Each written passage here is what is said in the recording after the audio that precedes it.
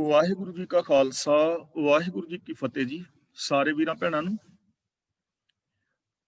ਸਵਾਗਤ ਹੈ ਜੀ ਤੁਹਾਡਾ ਆਨਲਾਈਨ ਗੁਰਮਤਿ ਕਲਾਸ ਵਿੱਚ।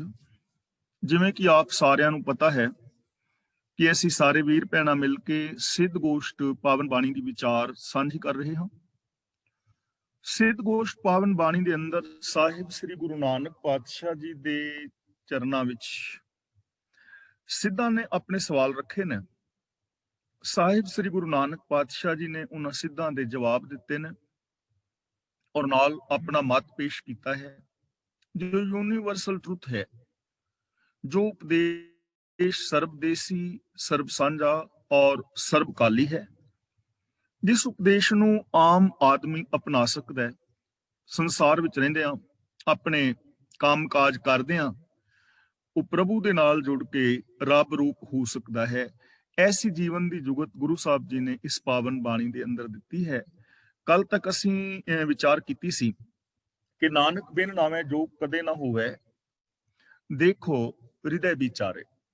ਗੁਰੂ ਸਾਹਿਬ ਜੀ ਕਹਿੰਦੇ ਨੇ ਹੁਕਮ ਦੇ ਅੰਦਰ ਤੁਰਨ ਤੋਂ ਬਿਨਾਂ ਕਦੇ ਵੀ ਪ੍ਰਭੂ ਦਾ ਮਿਲਾਪ ਨਹੀਂ ਹੁੰਦਾ, ਰੱਬ ਦੇ ਨਾਲ ਜੁੜਨਾ ਨਹੀਂ ਹੁੰਦਾ, ਬੰਦਾ ਸੱਚ ਦੇ ਨਾਲ ਜੁੜ ਨਹੀਂ ਪਾਉਂਦਾ।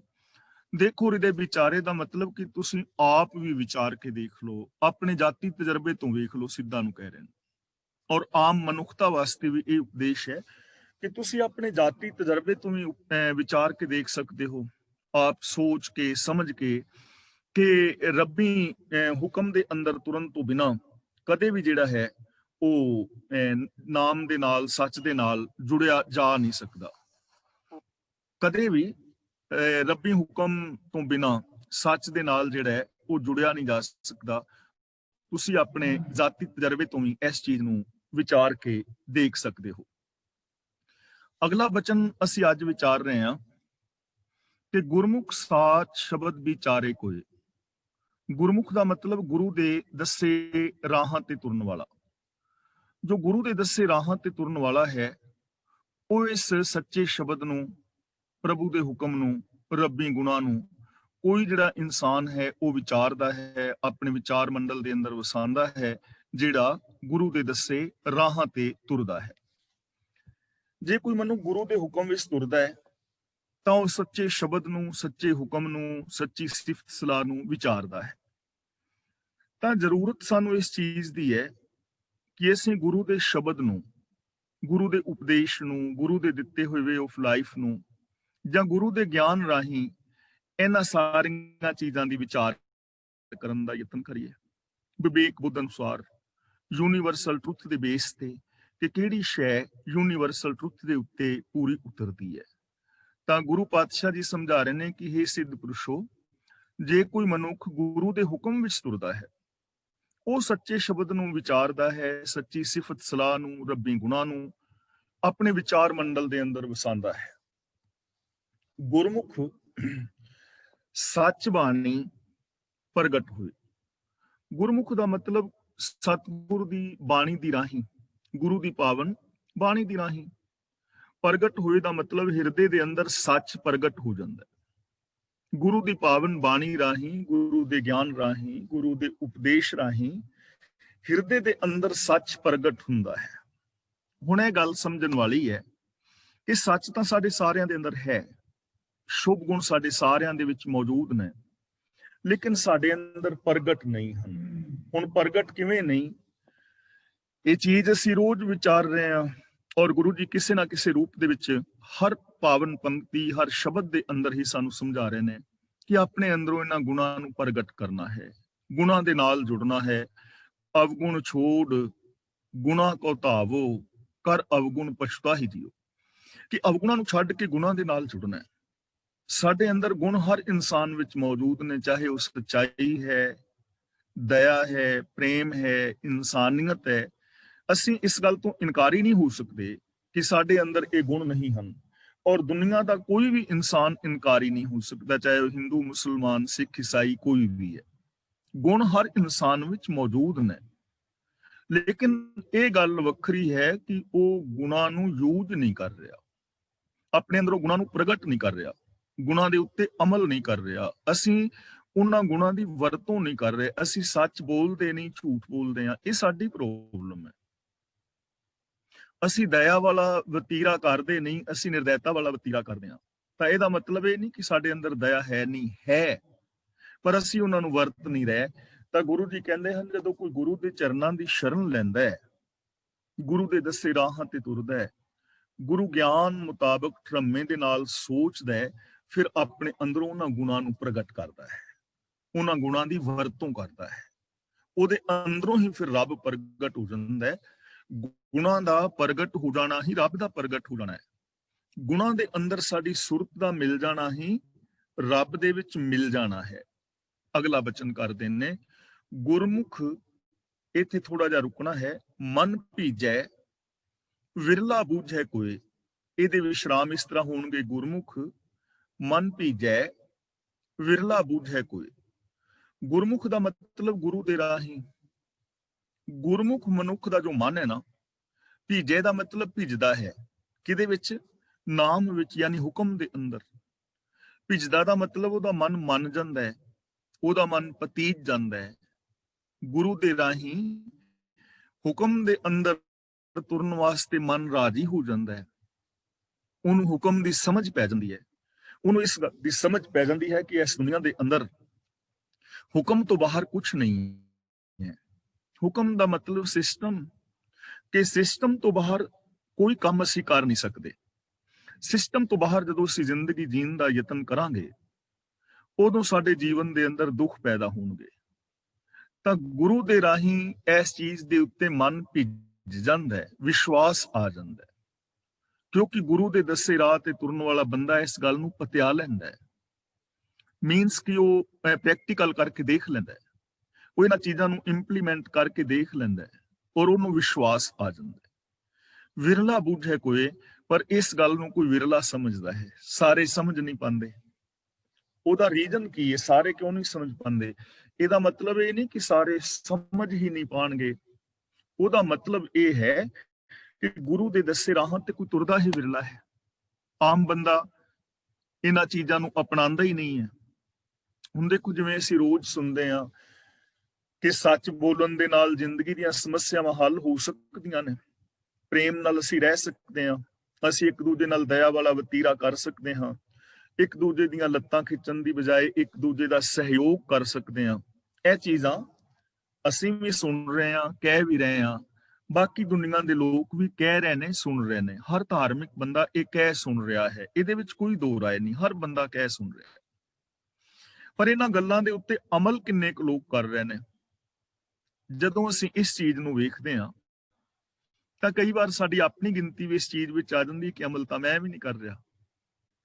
ਤਾਂ ਪ੍ਰੋਬਲਮ ਅਮਲ ਕਰਨ ਦੀ ਹੈ। ਵਿਰਲੇ ਨੇ ਲੋਕ ਜਿਹੜੇ ਅਮਲ ਕਰਦੇ ਨੇ, ਤੇ ਜਿਹੜੇ ਅਮਲ ਕਰਦੇ ਨੇ ਗੁਰੂ ਦੀ ਪਾਵਨ ਬਾਣੀ ਤੇ, ਹਕੀਕਤ ਤੇ ਉਹਨਾਂ ਨੂੰ ਸਮਝ ਆ ਜਾਂਦੀ ਕਿ ਵਾਸਤਵ ਦੇ ਵਿੱਚ ਹੀ ਇੱਕ ਅਟਲ ਸੱਚਾਈ ਹੈ। ਕਿਉਂਕਿ ਜਦੋਂ ਉਹ ਗੁਰਬਾਣੀ ਮੁਤਾਬਕ ਜ਼ਿੰਦਗੀ ਜੀਂਦੇ ਹਨ ਤਾਂ ਉਹਨਾਂ ਨੂੰ ਉਸ ਜੀਵਨ ਦੇ ਵਿੱਚੋਂ ਖੁਸ਼ੀ ਮਿਲਦੀ ਹੈ, ਰਸ ਮਿਲਦਾ ਹੈ, ਸੁੱਖ ਮਿਲਦਾ ਹੈ। ਤਾਂ ਉਹਨਾਂ ਨੂੰ ਆਪੇ ਹੀ ਪਤਾ ਲੱਗ ਜਾਂਦਾ ਪ੍ਰੈਕਟੀਕਲ ਕੀਤਿਆਂ। ਤਾਂ ਗੁਰੂ ਪਾਤਸ਼ਾਹ ਜੀ ਕਹਿੰਦੇ ਨੇ, ਗੁਰੂ ਦੇ ਦੱਸੇ ਰਾਹ ਤੇ ਤੁਰ ਕੇ, ਯਾਨੀ ਗੁਰੂ ਗਿਆਨ ਮੁਤਾਬਕ ਜ਼ਿੰਦਗੀ ਜੀਵਿਆਂ ਵਿਸ਼ਵਾਸ ਆ ਜਾਂਦਾ ਹੈ ਬੰਦੇ ਨੂੰ, ਔਰ ਇਸ ਚੀਜ਼ ਨੂੰ ਕੋਈ ਵਿਰਲਾ ਇਨਸਾਨ ਸਮਝਦਾ ਹੈ। ਫਿਰ ਜੋ ਗੁਰੂ ਦੇ ਦੱਸੇ ਰਾਹਾਂ ਤੇ ਤੁਰਦਾ ਹੈ, ਉਹਦਾ ਰਿਜ਼ਲਟ ਕੀ ਨਿਕਲਦਾ ਹੈ? ਗੁਰੂ ਜੀ ਕਹਿੰਦੇ ਨੇ, ਗੁਰਮੁਖ, ਇੱਥੇ ਥੋੜਾ ਜਿਹਾ ਰੁਕਾਂਗੇ, ਗੁਰਮੁਖ ਨਿਜ ਘਰ ਵਾਸਾ ਹੋਏ।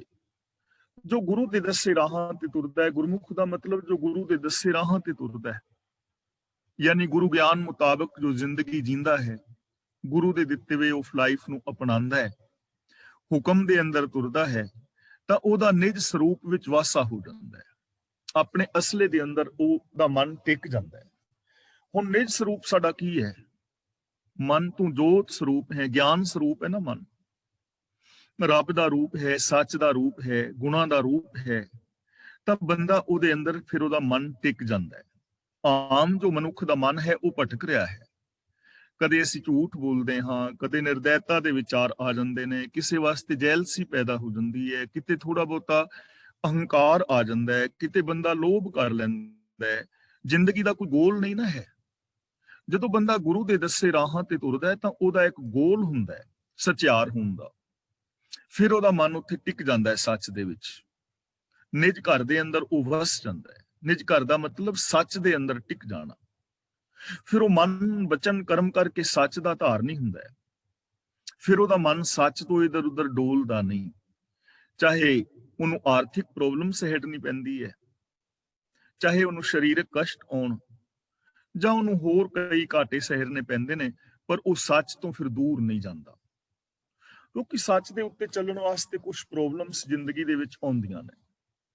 ਜਦੋਂ ਬੰਦਾ ਸੱਚ ਬੋਲੇਗਾ ਨਾ, ਤਾਂ ਹੋ ਸਕਦਾ ਹੈ ਉਹਨੂੰ ਕਿਤੇ ਆਰਥਿਕ ਘਾਟਾ ਪਵੇ।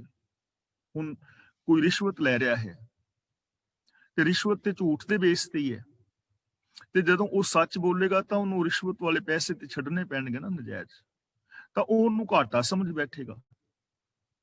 ਹੋ ਸਕਦਾ ਹੈ ਸੱਚ ਬੋਲਣ ਦੇ ਨਾਲ ਤੁਹਾਨੂੰ ਦੁਨੀਆ ਲਾਇਕ ਨਾ ਕਰੇ, ਕਿਉਂਕਿ ਸੱਚ ਜਦੋਂ ਬੋਲੋਗੇ ਤਾਂ ਉਹ ਕਿਸੇ ਨਾ ਕਿਸੇ ਦੇ ਖਿਲਾਫ ਤੇ ਜਾਏਗਾ। ਜਦੋਂ ਅਸੀਂ ਰਿਸ਼ਵਤਖੋਰੀ, ਚੋਰ ਬਜ਼ਾਰੀ, 2 ਨੰਬਰ ਦੇ ਵਿਰੋਧ ਵਿੱਚ ਬੋਲਾਂਗੇ, ਤਾਂ ਜੋ ਲੋਕ ਇਹ ਕੰਮ ਕਰ ਰਹੇ ਨੇ ਉਹ ਤੁਹਾਡੇ ਵਿਰੋਧੀ ਤਾਂ ਹੋਣਗੇ। ਹੋ ਸਕਦਾ ਹੈ ਉਹ ਕੋਈ ਸਰੀਰਕ ਨੁਕਸਾਨ ਵੀ ਕਰਨ। ਤਾਂ ਜਿਹੜਾ ਇਨਸਾਨ ਸੱਚ ਦੇ ਰਾਹਾਂ ਦੇ ਉੱਤੇ ਤੁਰੇਗਾ, ਉਹਨੂੰ ਇਹ ਪ੍ਰੋਬਲਮਸ ਤਾਂ ਆਉਣਗੀਆਂ, ਕਿਉਂਕਿ ਝੂਠ ਜ਼ਿਆਦਾ ਹੈ ਨਾ ਦੁਨੀਆ ਵਿੱਚ। ਸਾਹਿਬ ਸ੍ਰੀ ਗੁਰੂ ਅਰਜਨ ਦੇਵ ਜੀ ਦੇ ਸਾਹਮਣੇ ਇਹ ਪ੍ਰੋਬਲਮਸ ਨੇ ਨਾ। ਹੁਣ ਉਹ ਸੱਚ ਪ੍ਰਗਟ ਕਰ ਰਹੇ ਨੇ, ਪਰ ਜਿਨ੍ਹਾਂ ਨੂੰ ਉਹ ਸੱਚ ਚੁੱਭ ਰਿਹਾ ਹੈ, ਉਹ ਸੱਚ ਪ੍ਰਗਟ ਹੋਣ ਦੇ ਨਾਲ ਜਿਨ੍ਹਾਂ ਦਾ ਧੰਦਾ ਬੰਦ ਹੋ ਰਿਹਾ ਹੈ, ਉਹ ਲੋਕ ਫਿਰ ਕੀ ਕਰ ਰਹੇ ਨੇ? ਬਾਦਸ਼ਾਹ ਤੱਕ ਸ਼ਿਕਾਇਤਾਂ ਪਹੁੰਚਾ ਰਹੇ ਨੇ। ਜੋਗੀਆਂ ਨੇ ਸ਼ਿਕਾਇਤਾਂ ਕੀਤੀਆਂ ਨੇ, ਪੁਜਾਰੀਆਂ ਨੇ ਕੀਤੀਆਂ ਨੇ, ਹੋਰ ਲੋਕਾਂ ਨੇ ਕੀਤੀਆਂ ਨੇ। ਪ੍ਰਿਥੀ ਹੋਰੀ ਕਰ ਰਹੇ ਨੇ, ਗੰਗੂ ਕਰ ਰਿਹਾ ਹੈ, ਚੰਦੂ ਕਰ ਰਿਹਾ ਹੈ, ਗੰਗੂ ਸੌਰੀ ਮੈਂ ਨਾਮ ਲੈ ਗਿਆ, ਵੈਰੀ ਸੌਰੀ, ਚੰਦੂ ਕਰ ਰਿਹਾ ਹੈ।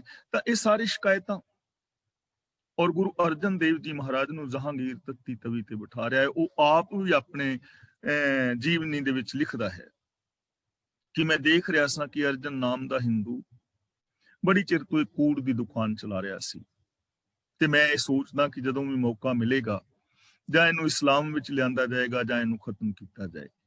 ਤਾਂ ਜੋ ਸੱਚ ਦੇ ਨਾਲ ਜੁੜੇਗਾ, ਝੂਠੇ ਲੋਕ ਉਹਦੇ ਵਿਰੋਧ ਵਿੱਚ ਆਣਗੇ ਨਾ।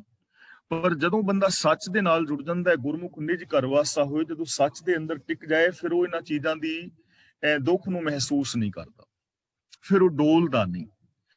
ਫਿਰ ਉਹਨੂੰ ਬੇਸ਼ੱਕ ਆਰੇ ਨਾਲ ਚੀਰ ਕੇ ਵੇਖ ਲਓ, ਤੱਤੀਆਂ ਤਵੀਆਂ ਤੇ ਬਿਠਾ ਲਓ, ਦੇਗਾਂ ਚ ਬਾਲ ਲਓ, ਤੂੰਬੇ ਉਡਾ ਦਿਓ, ਉਹਦੇ ਬੱਚਿਆਂ ਦੇ ਟੁਕੜੇ ਟੁਕੜੇ ਕਰ ਦਿਓ, ਉਹ ਫਿਰ ਸੱਚ ਦੇ ਵਿੱਚ ਟਿਕ ਗਿਆ, ਜਿਹੜਾ ਟਿਕ ਗਿਆ। ਇਸ ਲਈ ਗੁਰੂ ਪਾਤਸ਼ਾਹ ਜੀ ਕਹਿੰਦੇ ਨੇ, ਗੁਰੂ ਦੇ ਦੱਸੇ ਰਾਹਾਂ ਤੇ ਤੁਰਨ ਦਾ ਨਤੀਜਾ ਇਹ ਨਿਕਲਦਾ ਹੈ ਕਿ ਬੰਦਾ ਸੱਚ ਦੇ ਅੰਦਰ ਸਦਾ ਵਾਸਤੇ ਟਿਕ ਜਾਂਦਾ ਹੈ। ਉਹਦਾ ਇੱਕ ਮਹਾਨ ਵੱਡਾ ਗੋਲ ਹੁੰਦਾ ਹੈ, ਤੇ ਉਸ ਗੋਲ ਤੋਂ ਫਿਰ ਇਧਰ ਉਧਰ ਉਹ ਭਟਕਦਾ ਨਹੀਂ ਹੈ। ਉਹਨੂੰ ਫਿਰ ਜਿਹੜੇ ਦੂਜੇ ਕਰਮ ਨੇ ਉਹ ਕਰਨ ਦੀ ਜ਼ਰੂਰਤ ਨਹੀਂ ਪੈਂਦੀ। ਉਹਨੂੰ ਸਮਝ ਆ ਜਾਂਦੀ ਹੈ ਕਿ ਸੱਚ ਦੇ ਨਾਲ ਜੁੜਨ ਵਾਸਤੇ ਮੈਨੂੰ ਯੋਗਾ ਕਰਨ ਦੀ ਲੋੜ ਨਹੀਂ, ਮੈਨੂੰ ਸੰਸਾਰ ਛੱਡਣ ਦੀ ਲੋੜ ਨਹੀਂ, ਗ੍ਰਸਤ ਤਿਆਗਣ ਦੀ ਲੋੜ ਨਹੀਂ, ਪਹਾੜਾਂ ਤੇ ਚੜਨ ਦੀ ਲੋੜ ਨਹੀਂ, ਮਾਇਆ ਜਿਹੜੀ ਹੈ ਮਾਲਾ ਫੇਰਨ ਦੀ ਲੋੜ ਨਹੀਂ, ਗੁਫਾਵਾਂ ਦੇ ਵਿੱਚ ਵੜਨ ਦੀ ਲੋੜ ਨਹੀਂ, ਔਰ ਮੈਨੂੰ ਦਸਮ ਦੁਆਰ ਵਿੱਚ ਪ੍ਰਾਣ ਚੜਾਉਣ ਦੀ ਜ਼ਰੂਰਤ ਨਹੀਂ। ਉਹਨੂੰ ਇਹਨਾਂ ਚੀਜ਼ਾਂ ਦੀ ਸਮਝ ਆ ਜਾਂਦੀ ਹੈ। ਉਹਦਾ ਮਨ ਫਿਰ ਭਟਕਦਾ ਨਹੀਂ ਹੈ। ਉਹ ਮਨ ਵਚਨ ਕਰਮ ਕਰਕੇ ਸੱਚ ਦੇ ਨਾਲ ਸਦਾ ਲਈ ਜੁੜ ਜਾਂਦਾ ਹੈ। ਗੁਰਮੁਖ ਜੋਗੀ ਜੁਗਤ ਪਛਾਣੇ, ਗੁਰਮੁਖ ਤੇ ਰੁਕਣਾ ਹੈ। ਗੁਰਮੁਖ ਜੋਗੀ ਜੁਗਤ ਪਛਾਣੇ। ਜੋਗੀ ਜੁਗਤ ਦਾ ਮਤਲਬ, ਜੁਗਤ ਦਾ ਮਤਲਬ ਜੋਗ ਦੀ ਜੁਗਤ, ਜੋਗ ਦਾ ਮਤਲਬ ਜੁੜਨਾ, ਪ੍ਰਭੂ ਦਾ ਮਿਲਾਪ। ਤਾਂ ਗੁਰੂ ਜੀ ਕਹਿੰਦੇ ਨੇ, ਜੋ ਮਨੁੱਖ ਸਤਿਗੁਰ ਦੇ ਹੁਕਮ ਵਿੱਚ ਤੁਰਦਾ ਹੈ, ਅਸਲੀ ਜੋਗੀ ਉਹ ਹੈ ਜੁੜਿਆ ਹੋਇਆ, ਤੇ ਪ੍ਰਭੂ ਦੇ ਨਾਲ ਮਿਲਾਪ ਦੀ ਜੋ ਜੁਗਤ ਹੈ ਉਹ ਪਛਾਣਦਾ ਹੈ। ਇੱਥੇ ਜੋਗੀ ਜੁਗਤ ਦਾ ਮਤਲਬ ਇਹ ਨਹੀਂ ਹੈ ਕਿ ਜੋਗ ਦੀਆਂ ਜੁਗਤੀਆਂ, ਕਿ ਉਹਨੂੰ ਪ੍ਰਾਣਾਯਾਮ ਕਰਨਾ ਆ ਜਾਂਦਾ ਹੈ, ਜਾਂ ਉਹ ਦਸਮ ਦੁਆਰ ਵਿੱਚ ਪ੍ਰਾਣ ਚੜਾਉਣ ਲੱਗ ਜਾਂਦਾ ਹੈ, ਜਾਂ ਉਹਨੂੰ ਇੜਾ ਪਿੰਗਲਾ ਦੀ ਸਮਝ ਆ ਜਾਂਦੀ ਹੈ। ਗੁਰੂ ਪਾਤਸ਼ਾਹ ਜੀ ਕਹਿੰਦੇ ਨੇ, ਅਸਲ ਦੇ ਅੰਦਰ ਉਹ ਜੋਗੀ ਹੈ ਜੋ ਗੁਰੂ ਦੇ ਦੱਸੇ ਰਾਹ ਤੇ ਤੁਰਦਾ ਹੈ, ਯਾਨੀ ਗਿਆਨ ਗੁਰੂ ਦੀ ਅਗਵਾਈ ਵਿੱਚ ਚੱਲਦਾ ਹੈ। ਉਹ ਪ੍ਰਭੂ ਦੇ ਨਾਲ ਮਿਲਣ ਦੀ ਜੁਗਤ ਨੂੰ ਪਛਾਣਦਾ ਹੈ ਕਿ ਸੱਚ ਦੇ ਸੰਸਾਰ ਦੇ ਅੰਦਰ ਰਹਿੰਦਿਆਂ ਹੋਇਆਂ ਮਨ ਵਚਨ ਕਰਮ ਕਰਕੇ ਸੱਚ ਦੇ ਧਾਰਨੀ ਹੋਣਾ ਹੀ ਅਸਲੀ ਮਹਾਨ ਉੱਚਾ ਸੁੱਚਾ ਜੀਵਨ ਹੈ। ਉਹ ਇਸ ਚੀਜ਼ ਨੂੰ ਪਛਾਣ ਲੈਂਦਾ ਹੈ, ਤੇ ਸੱਚ ਦੇ ਨਾਲ ਜੁੜਨਾ ਹੀ ਰੱਬ ਦੇ ਨਾਲ ਜੁੜਨਾ ਹੈ। ਇਹ ਚੀਜ਼ ਸਮਝਣ ਵਾਲੀ ਹੈ।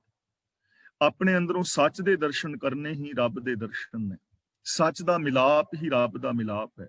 ਆਪਣੀ ਸੁਰਤ ਨੂੰ ਸੱਚ ਦੇ ਵਿੱਚ ਲੀਨ ਕਰ ਦੇਣਾ, ਸ਼ੁਭ ਗੁਣਾਂ ਵਿੱਚ ਲੀਨ ਕਰ ਦੇਣਾ ਹੀ ਰੱਬ ਦੇ ਵਿੱਚ ਲੀਨ ਹੋ ਜਾਣਾ ਹੈ। ਕਿਉਂਕਿ ਸਾਡੇ ਅੰਦਰੋਂ ਇਹ ਭਰਮ ਭੁਲੇਖੇ ਜਿਹੜੇ ਨੇ ਉਹ ਨਿਕਲਣੇ ਅਤਿਅੰਤ ਜ਼ਰੂਰੀ ਨੇ। ਕਿਉਂਕਿ ਜਿਨ੍ਹਾਂ ਕੰਮਾਂ ਦੇ ਵਿੱਚ ਜੋਗੀ ਲੱਗੇ ਹੋਏ ਸਨ, ਅੱਜ ਵੀ ਬਹੁਤੇ ਲੋਕ ਉਹੀ ਕੰਮ ਕਰ ਰਹੇ ਨੇ ਦੂਜੇ ਰੂਪ ਦੇ ਅੰਦਰ। ਸਮਾਧੀਆਂ ਲਾਣੀਆਂ, ਦਸਮ ਦੁਆਰ ਵਿੱਚ ਪ੍ਰਾਣ ਚੜਾਣੇ, ਔਰ ਅੰਦਰ ਆਵਾਜ਼ਾਂ ਸੁਣਨੀਆਂ ਬੰਸਰੀ ਦੀਆਂ ਜਾਂ ਕੁਝ ਹੋਰ, ਔਰ ਇਹ ਸਮਝਣਾ ਕਿ ਜਦੋਂ ਅਸੀਂ ਇਸ ਤਰ੍ਹਾਂ ਬੈਠੇ ਰਵਾਂਗੇ ਸਮਾਧੀਆਂ ਲਾ ਕੇ ਤੇ ਸਾਡੇ ਅੱਗੇ ਰੱਬ ਪ੍ਰਗਟ ਹੋਏਗਾ ਕਿਸੇ ਰੂਪ ਦੇ ਵਿੱਚ, ਚਾਨਣ ਦੇ ਰੂਪ ਵਿੱਚ ਜਾਂ ਕਿਸੇ ਬੰਦੇ ਦੇ ਰੂਪ ਵਿੱਚ। ਐਵੇਂ ਨਹੀਂ ਹੈ। ਆ ਸਾਰਾ ਦਿਸਦਾ ਜਗਤ ਰੱਬ ਦਾ ਰੂਪ ਹੈ। ਆਪਣੇ ਅੰਦਰ ਗੁਣਾਂ ਨੂੰ ਪ੍ਰਗਟ ਕਰ ਲੈਣਾ ਹੀ ਰੱਬ ਨੂੰ ਪ੍ਰਗਟ ਕਰ ਲੈਣਾ ਹੈ, ਔਰ ਗੁਣਾਂ ਦੇ ਅੰਦਰ ਸੁਰਤ ਨੂੰ ਲੀਨ ਕਰ ਲੈਣਾ ਹੀ ਰੱਬ ਦੇ ਵਿੱਚ ਸੁਰਤ ਦਾ ਮਿਲ ਜਾਣਾ ਹੈ। ਜਿਉਂ ਜਲ ਮੈਂ ਜਲ ਆਏ ਖਟਾਨਾ, ਤਿਉਂ ਜੋਤੀ ਸੰਗ ਜੋਤ ਸਮਾਨਾ। ਇਹਦਾ ਮਤਲਬ ਇਹ ਹੈ, ਜੋਤੀ ਸੰਗ ਜੋਤ ਦਾ ਮਤਲਬ ਕਿ ਜਿਹੜੀ ਸਾਡੀ ਸੀਮਤ ਸੋਚ ਹੈ ਉਹ ਗੁਰੂ ਦੀ, ਰੱਬ ਦੀ ਵਿਸ਼ਾਲ ਸੋਚ ਦੇ ਅੰਦਰ ਮਿਲ ਜਾਂਦੀ ਹੈ। ਜਿਹੜੀ ਸਾਡੀ ਸੀਮਤ ਸੋਚ ਹੈ ਨਾ, ਈਰਖਾ ਦਵੇਸ਼ ਵਾਲੀ, ਇਹ ਸ਼ੁਭ ਗੁਣਾਂ ਦੇ ਵਿਸ਼ਾਲਤਾ ਦੇ ਅੰਦਰ ਸਮਾ ਜਾਂਦੀ ਹੈ। ਇਹੀ ਜੋਤੀ ਜੋਤ ਸਮਾ ਜਾਣਾ ਹੈ। ਅਗਲਾ ਬਚਨ ਗੁਰੂ ਜੀ ਕਰਦੇ ਨੇ, ਗੁਰਮੁਖ ਨਾਨਕ ਏਕੋ ਜਾਣੈ। ਗੁਰੂ ਦੇ ਹੁਕਮ ਵਿੱਚ ਤੁਰਨ ਵਾਲਾ ਮਨੁੱਖ ਇੱਕ ਰੱਬ ਨੂੰ ਹੀ ਸਭ ਥਾਵਾਂ ਤੇ ਜਾਣਦਾ ਹੈ। ਇੱਕੋ ਜਾਣੇ ਦਾ ਮਤਲਬ ਇੱਕ ਨੂੰ ਜਾਣਦਾ ਕਿ ਹੈ ਹੀ ਇੱਕ, ਦੂਜਾ ਕੋਈ ਹੈ ਹੀ ਨਹੀਂ। ਜੋ ਦਿਸ ਹੈ ਸੋ ਤੇਰਾ ਰੂਪ, ਉਸ ਇੱਕ ਨੂੰ ਪਸਰਿਆ ਹੋਇਆ ਵੇਖਦਾ ਚਾਰ ਚੁਫੇਰੇ। ਜਿਵੇਂ ਸਮੁੰਦਰ ਦੇ ਅੰਦਰ ਲਹਿਰਾਂ ਉੱਠ ਰਹੀਆਂ ਨੇ, ਤਾਂ ਉਹ ਲਹਿਰਾਂ ਪਾਣੀ ਦੇ ਨਾਲੋਂ ਵੱਖਰੀਆਂ ਨਹੀਂ ਹਨ। ਅਸਲ ਦੇ ਵਿੱਚ ਲਹਿਰਾਂ ਪਾਣੀ ਹੀ ਨੇ, ਬੁਲਬੁਲੇ ਪਾਣੀ ਹੀ ਨੇ। ਉਹ ਪਾਣੀ ਨੂੰ ਹੀ ਵੇਖਦਾ ਲਹਿਰਾਂ ਵਿੱਚ ਵੀ। ਉਹਨੂੰ ਸਮਝ ਹੁੰਦੀ ਹੈ ਕਿ ਲਹਿਰਾਂ ਵੱਖਰੀਆਂ ਨਹੀਂ, ਪਾਣੀ ਦਾ ਹੀ ਰੂਪ ਨੇ, ਪਾਣੀ ਹੀ ਨੇ, ਹੈ ਹੀ ਪਾਣੀ। ਉਹ ਕੜਿਆਂ ਦੇ ਅੰਦਰ, ਗਹਿਣਿਆਂ ਦੇ ਅੰਦਰ ਸੋਨੇ ਨੂੰ ਹੀ ਵੇਖਦਾ। ਉਹਨੂੰ ਪਤਾ ਹੁੰਦਾ ਹੈ ਕਿ ਇਹ ਸੋਨਾ ਹੀ ਹੈ, ਸਿਰਫ ਆਕਾਰ ਦਿੱਤਾ ਹੋਇਆ ਹੈ ਸੋਨਾ ਹੀ। ਉਹ ਇਹ ਸਾਰੇ ਸੰਸਾਰ ਨੂੰ ਰੱਬ ਦੇ ਰੂਪ ਵਿੱਚ ਹੀ ਵੇਖਦਾ ਕਿ ਇਹ ਸੰਸਾਰ ਰੱਬ ਨਾਲੋਂ ਵੱਖਰਾ ਨਹੀਂ ਹੈ। ਇਹ ਵਿਸ਼ ਸੰਸਾਰ ਤੁਮ ਦੇਖਦੇ, ਇਹ ਹਰ ਕਾ ਰੂਪ ਹੈ, ਹਰ ਰੂਪ ਨਦਰੀ ਆਇਆ। ਤੇ ਹਰ ਇੱਕ ਦੇ ਅੰਦਰ ਰੱਬ ਨੂੰ ਵੇਖਣ ਦਾ ਮਤਲਬ ਹੈ ਕਿ ਉਹਨੂੰ ਪਤਾ ਹੁੰਦਾ ਹੈ ਕਿ ਇਸ ਬੰਦੇ ਦੇ ਅੰਦਰ ਸਾਰੇ ਸ਼ੁਭ ਗੁਣ ਮੌਜੂਦ ਨੇ, ਇਹਦੇ ਅੰਦਰ ਪੋਸੀਬਿਲਿਟੀ ਹੈ, ਪਰ ਇਹ ਅਣਜਾਣ ਉਹਨਾਂ ਗੁਣਾਂ ਦੇ ਨਾਲੋਂ ਟੁੱਟਿਆ ਹੋਇਆ ਹੈ। ਉਹਨੂੰ ਇਸ ਚੀਜ਼ ਦੀ ਸਮਝ ਹੁੰਦੀ ਹੈ। ਬਿਨ ਸਤਿਗੁਰ ਸੇਵੇ, ਇੱਥੇ ਵਿਸ਼ਰਾਮ ਲਗਾਵਾਂਗੇ। ਜੋਗ ਨਾ ਹੋਈ, ਬਿਨ ਸਤਿਗੁਰ ਸੇਵੇ ਜੋਗ ਨਾ ਹੋਈ। ਜੋਗ ਦਾ ਮਤਲਬ ਜੁੜਨਾ, ਮਿਲਾਪ। ਤੇ ਗੁਰੂ ਦੀ ਦੱਸੀ ਕਾਰ ਕਰਨ ਤੋਂ ਬਿਨਾਂ ਪ੍ਰਭੂ ਨਾਲ ਮਿਲਾਪ ਨਹੀਂ ਹੁੰਦਾ।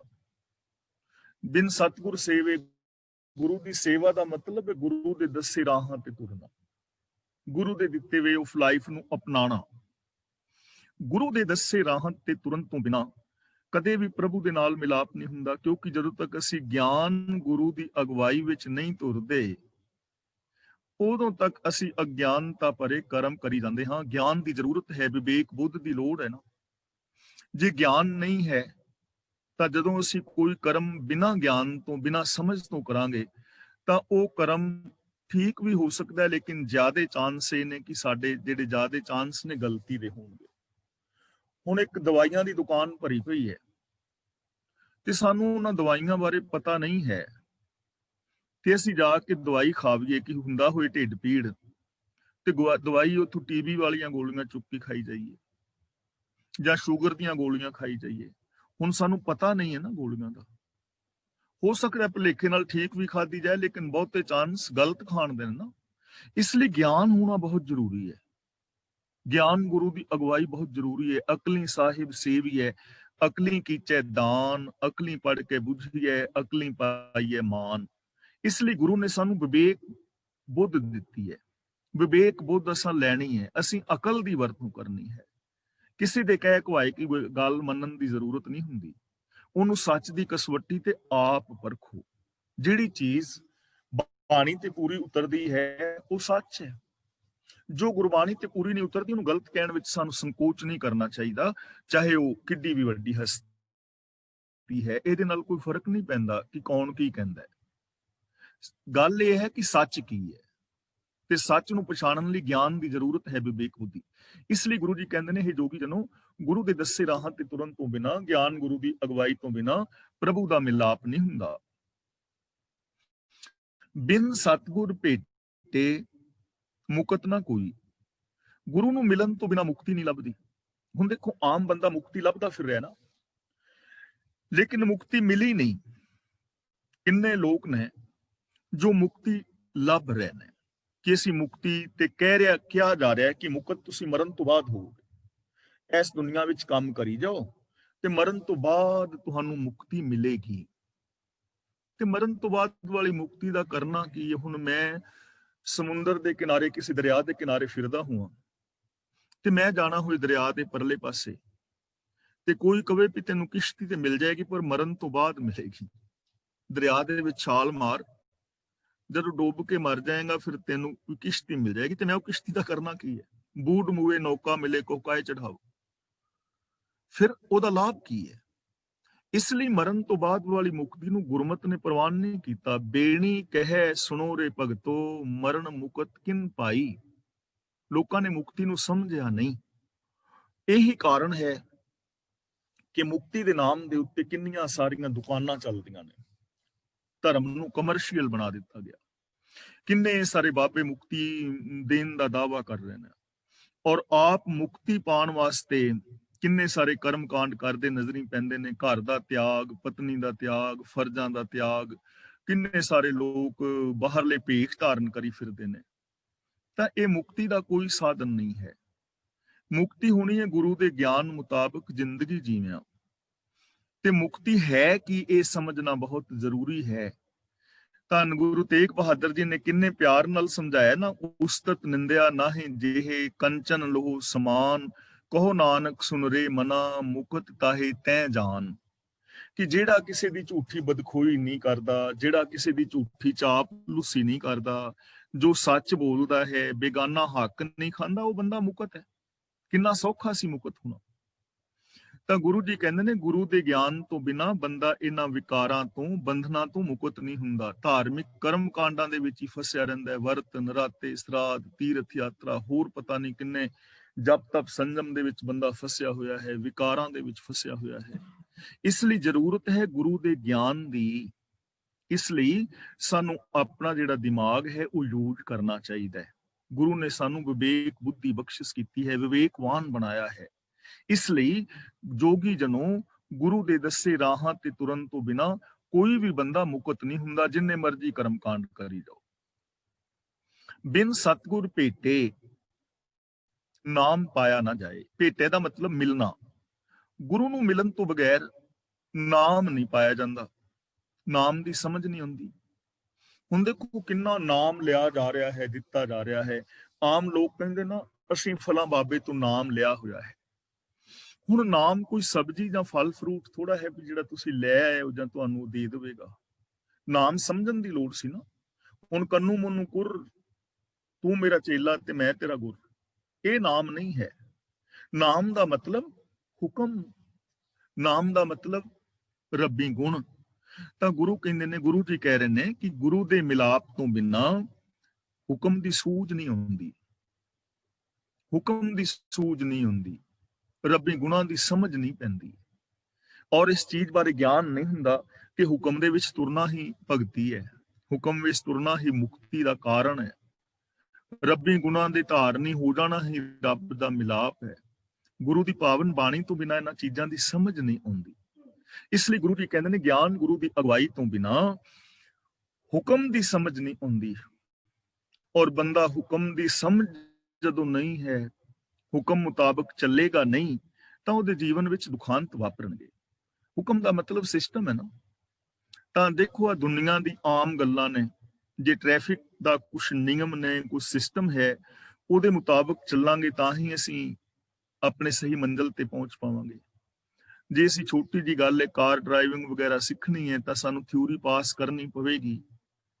ਪ੍ਰੈਕਟੀਕਲ ਵਾਸਤੇ ਸਾਨੂੰ ਜਿਹੜੇ ਨੇ ਲੈਸਨ ਲੈਣੇ ਪੈਣਗੇ, ਫਿਰ ਪ੍ਰੈਕਟੀਕਲ ਦਾ ਟੈਸਟ ਦੇਣਾ ਪਵੇਗਾ। ਜਦੋਂ ਅਸੀਂ ਸਾਰਾ ਇਸ ਪ੍ਰੋਸੈਸ ਦੇ ਵਿੱਚੋਂ ਲੰਘਾਂਗੇ ਤੇ ਲਾਇਸੈਂਸ ਮਿਲੇਗਾ ਨਾ।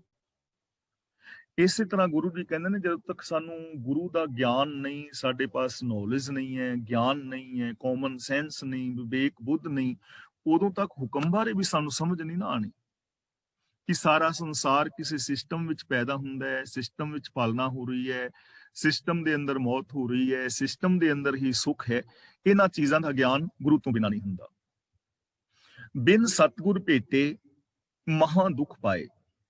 ਗੁਰੂ ਨੂੰ ਮਿਲਣ ਤੋਂ ਬਿਨਾਂ ਮਹਾ ਦੁੱਖ ਦਾ ਮਤਲਬ ਬੜਾ ਕਸ਼ਟ ਉਠਾਉਂਦਾ ਹੈ ਬੰਦਾ, ਵੱਡੇ ਵੱਡੇ ਦੁੱਖ ਸਹਿੜਦਾ ਹੈ। ਜੀਵਨ ਦੇ ਸ਼ੁਰੂ ਤੋਂ ਲੈ ਕੇ ਅਖੀਰ ਤੱਕ, ਮੌਤ ਤੱਕ ਆਮ ਬੰਦਾ ਕਿੰਨੇ ਸਾਰੇ ਦੁੱਖ ਸਹਿੜਦਾ ਹੈ ਨਾ। ਆਮ ਬੰਦਾ ਚਿੰਤਾਤੁਰ ਹੈ। ਔਰ ਇਹ ਹਕੀਕਤ ਹੈ। ਦੇਖੋ, ਅਸੀਂ ਸਾਡੇ ਕੋਲ ਧੀਆਂ ਨੇ, ਪੁੱਤਰ ਨੇ, ਭੈਣ ਭਰਾ, ਜ਼ਮੀਨ ਜਾਇਦਾਦ, ਧਨ ਦੌਲਤ, ਇਹ ਸਾਰਾ ਕੁਝ ਮੌਜੂਦ ਹੈ।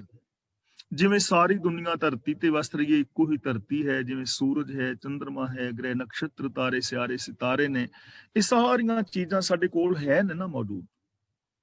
ਜਿੰਨੇ ਵੀ ਸੁੱਖਾਂ ਦੇ ਸਾਧਨ ਨੇ ਉਸ ਦੁਨੀਆ ਵਿੱਚ ਮੌਜੂਦ ਨੇ। ਹਰ ਸੁੱਖ ਪਾਉਣ ਦੀ ਸਾਡੇ ਅੰਦਰ ਪੋਸੀਬਿਲਿਟੀ ਵੀ ਹੈ, ਪਰ ਫਿਰ ਵੀ ਬੰਦਾ ਦੁਖੀ ਹੈ। ਫਿਰ ਵੀ ਘਰਾਂ ਦੇ ਅੰਦਰ ਕਲ ਕਲੇਸ਼ ਨੇ। ਉਹਦਾ ਰੀਜ਼ਨ ਕੀ ਹੈ? ਉਹਦਾ ਰੀਜ਼ਨ ਇੱਕੋ ਹੀ ਨਾ ਕਿ ਸ਼ੁਭ ਗੁਣਾਂ ਦੀ ਵਰਤੋਂ ਨਾ ਕਰਨੀ। ਸਾਨੂੰ ਜੀਵਨ ਦੇ ਢੰਗ ਦਾ ਨਹੀਂ ਪਤਾ, ਵੇ ਆਫ ਲਾਈਫ ਸਾਡਾ ਗਲਤ ਹੈ, ਕਿਤੇ ਸੋਚ ਗਲਤ ਹੈ, ਕਿਤੇ ਨੈਗੇਟਿਵਿਟੀ ਹੈ, ਕਿਤੇ ਕੋਈ ਨਾ ਕੋਈ ਦੋਸ਼ ਹੈ। ਉਸ ਦੋਸ਼ ਕਰਕੇ ਬੰਦਾ ਦੁੱਖ ਪਾਉਂਦਾ ਹੈ, ਨਹੀਂ ਤਾਂ ਦੁੱਖ ਤਾਂ ਇਸ ਦੁਨੀਆ ਵਿੱਚ ਹੈ ਨਹੀਂ। ਜਿਵੇਂ ਅਸੀਂ ਕਲਾਸ ਦੇ ਵਿੱਚ ਬੈਠ ਕੇ ਦੇਖੋ, ਪਹਿਲੇ 15 ਮਿੰਟ ਕਿਵੇਂ ਆਪ ਸਾਰੇ ਇੱਕ ਦੂਜੇ ਨਾਲ ਹੱਸਦੇ ਖੇਲਦੇ, ਪਿਆਰ ਮੁਹੱਬਤ ਦੇ ਨਾਲ। ਤਾਂ ਜੇ ਅਸੀਂ ਦੇਖੋ ਕੌਣ ਕਿਸ ਦੇਸ਼ ਵਿੱਚੋਂ ਅਸੀਂ ਇਕੱਠੇ ਹੋਏ ਹਾਂ, ਇੱਕ ਦੂਜੇ ਨੂੰ ਦਾਨ ਦੇ ਤੱਕ ਨਹੀਂ, ਲੇਕਿਨ ਇੱਕ ਪਰਿਵਾਰ ਦੀ ਤਰ੍ਹਾਂ ਸਾਡਾ ਪਿਆਰ ਬਣ ਗਿਆ ਨਾ। ਤੇ ਜੇ ਅਸੀਂ ਇੰਨੇ ਲੋਕ, ਇੰਨੇ ਦੇਸ਼ਾਂ ਦੇ, ਅਲੱਗ-ਅਲੱਗ ਥਾਵਾਂ ਦੇ ਇੰਨੇ ਪਿਆਰ ਦੇ ਨਾਲ ਰਹਿ ਸਕਦੇ ਹਾਂ, ਇੱਕ ਦੂਜੇ ਨੂੰ ਵੇਖਣ ਤੋਂ ਬਿਨਾਂ ਨਹੀਂ ਤਸੱਲੀ ਹੁੰਦੀ, ਤਾਂ ਫਿਰ ਪਰਿਵਾਰ ਦੇ ਜੀਆਂ ਨਾਲ ਕਿਉਂ ਨਹੀਂ ਰਹਿ ਸਕਦੇ? ਇਹਦਾ ਮਤਲਬ ਪਰਿਵਾਰ ਦੇ ਜੀਆਂ ਨਾਲ ਰਹਿਣਾ ਤੇ ਹੋਰ ਸੌਖਾ ਹੈ। ਤਾਂ ਉਹਦਾ ਰੀਜ਼ਨ ਇਹ ਹੈ ਕਿ ਅਸੀਂ ਰਹਿੰਦੇ ਨਹੀਂ, ਨੌਲੇਜ ਨਹੀਂ ਹੈ ਹਰ ਇਨਸਾਨ ਨੂੰ, ਗਿਆਨ ਤੋਂ ਵੀ ਹੋਣਾ ਹੈ। ਇਸ ਲਈ ਗੁਰੂ ਜੀ ਕਹਿੰਦੇ ਨੇ, ਗੁਰੂ ਦੇ ਗਿਆਨ ਤੋਂ ਬਿਨਾਂ ਬੰਦਾ ਦੁਖੀ ਹੁੰਦਾ ਹੈ, ਜ਼ਿੰਦਗੀ ਜੀਣ ਦਾ ਸਹੀ ਢੰਗ ਨਹੀਂ ਅਪਣਾਉਂਦਾ। ਔਰ ਗਿਆਨ ਤੋਂ ਵਿਹੂਣਾ ਆਦਮੀ ਵੱਡੇ ਵੱਡੇ ਕਸ਼ਟ ਜ਼ਿੰਦਗੀ ਦੇ ਅੰਦਰ ਉਠਾਉਂਦਾ ਹੈ। ਬਿਨ ਸਤਿਗੁਰ ਭੇਟੇ ਮਹਾ ਗਰਭ ਗੁਬਾਰ।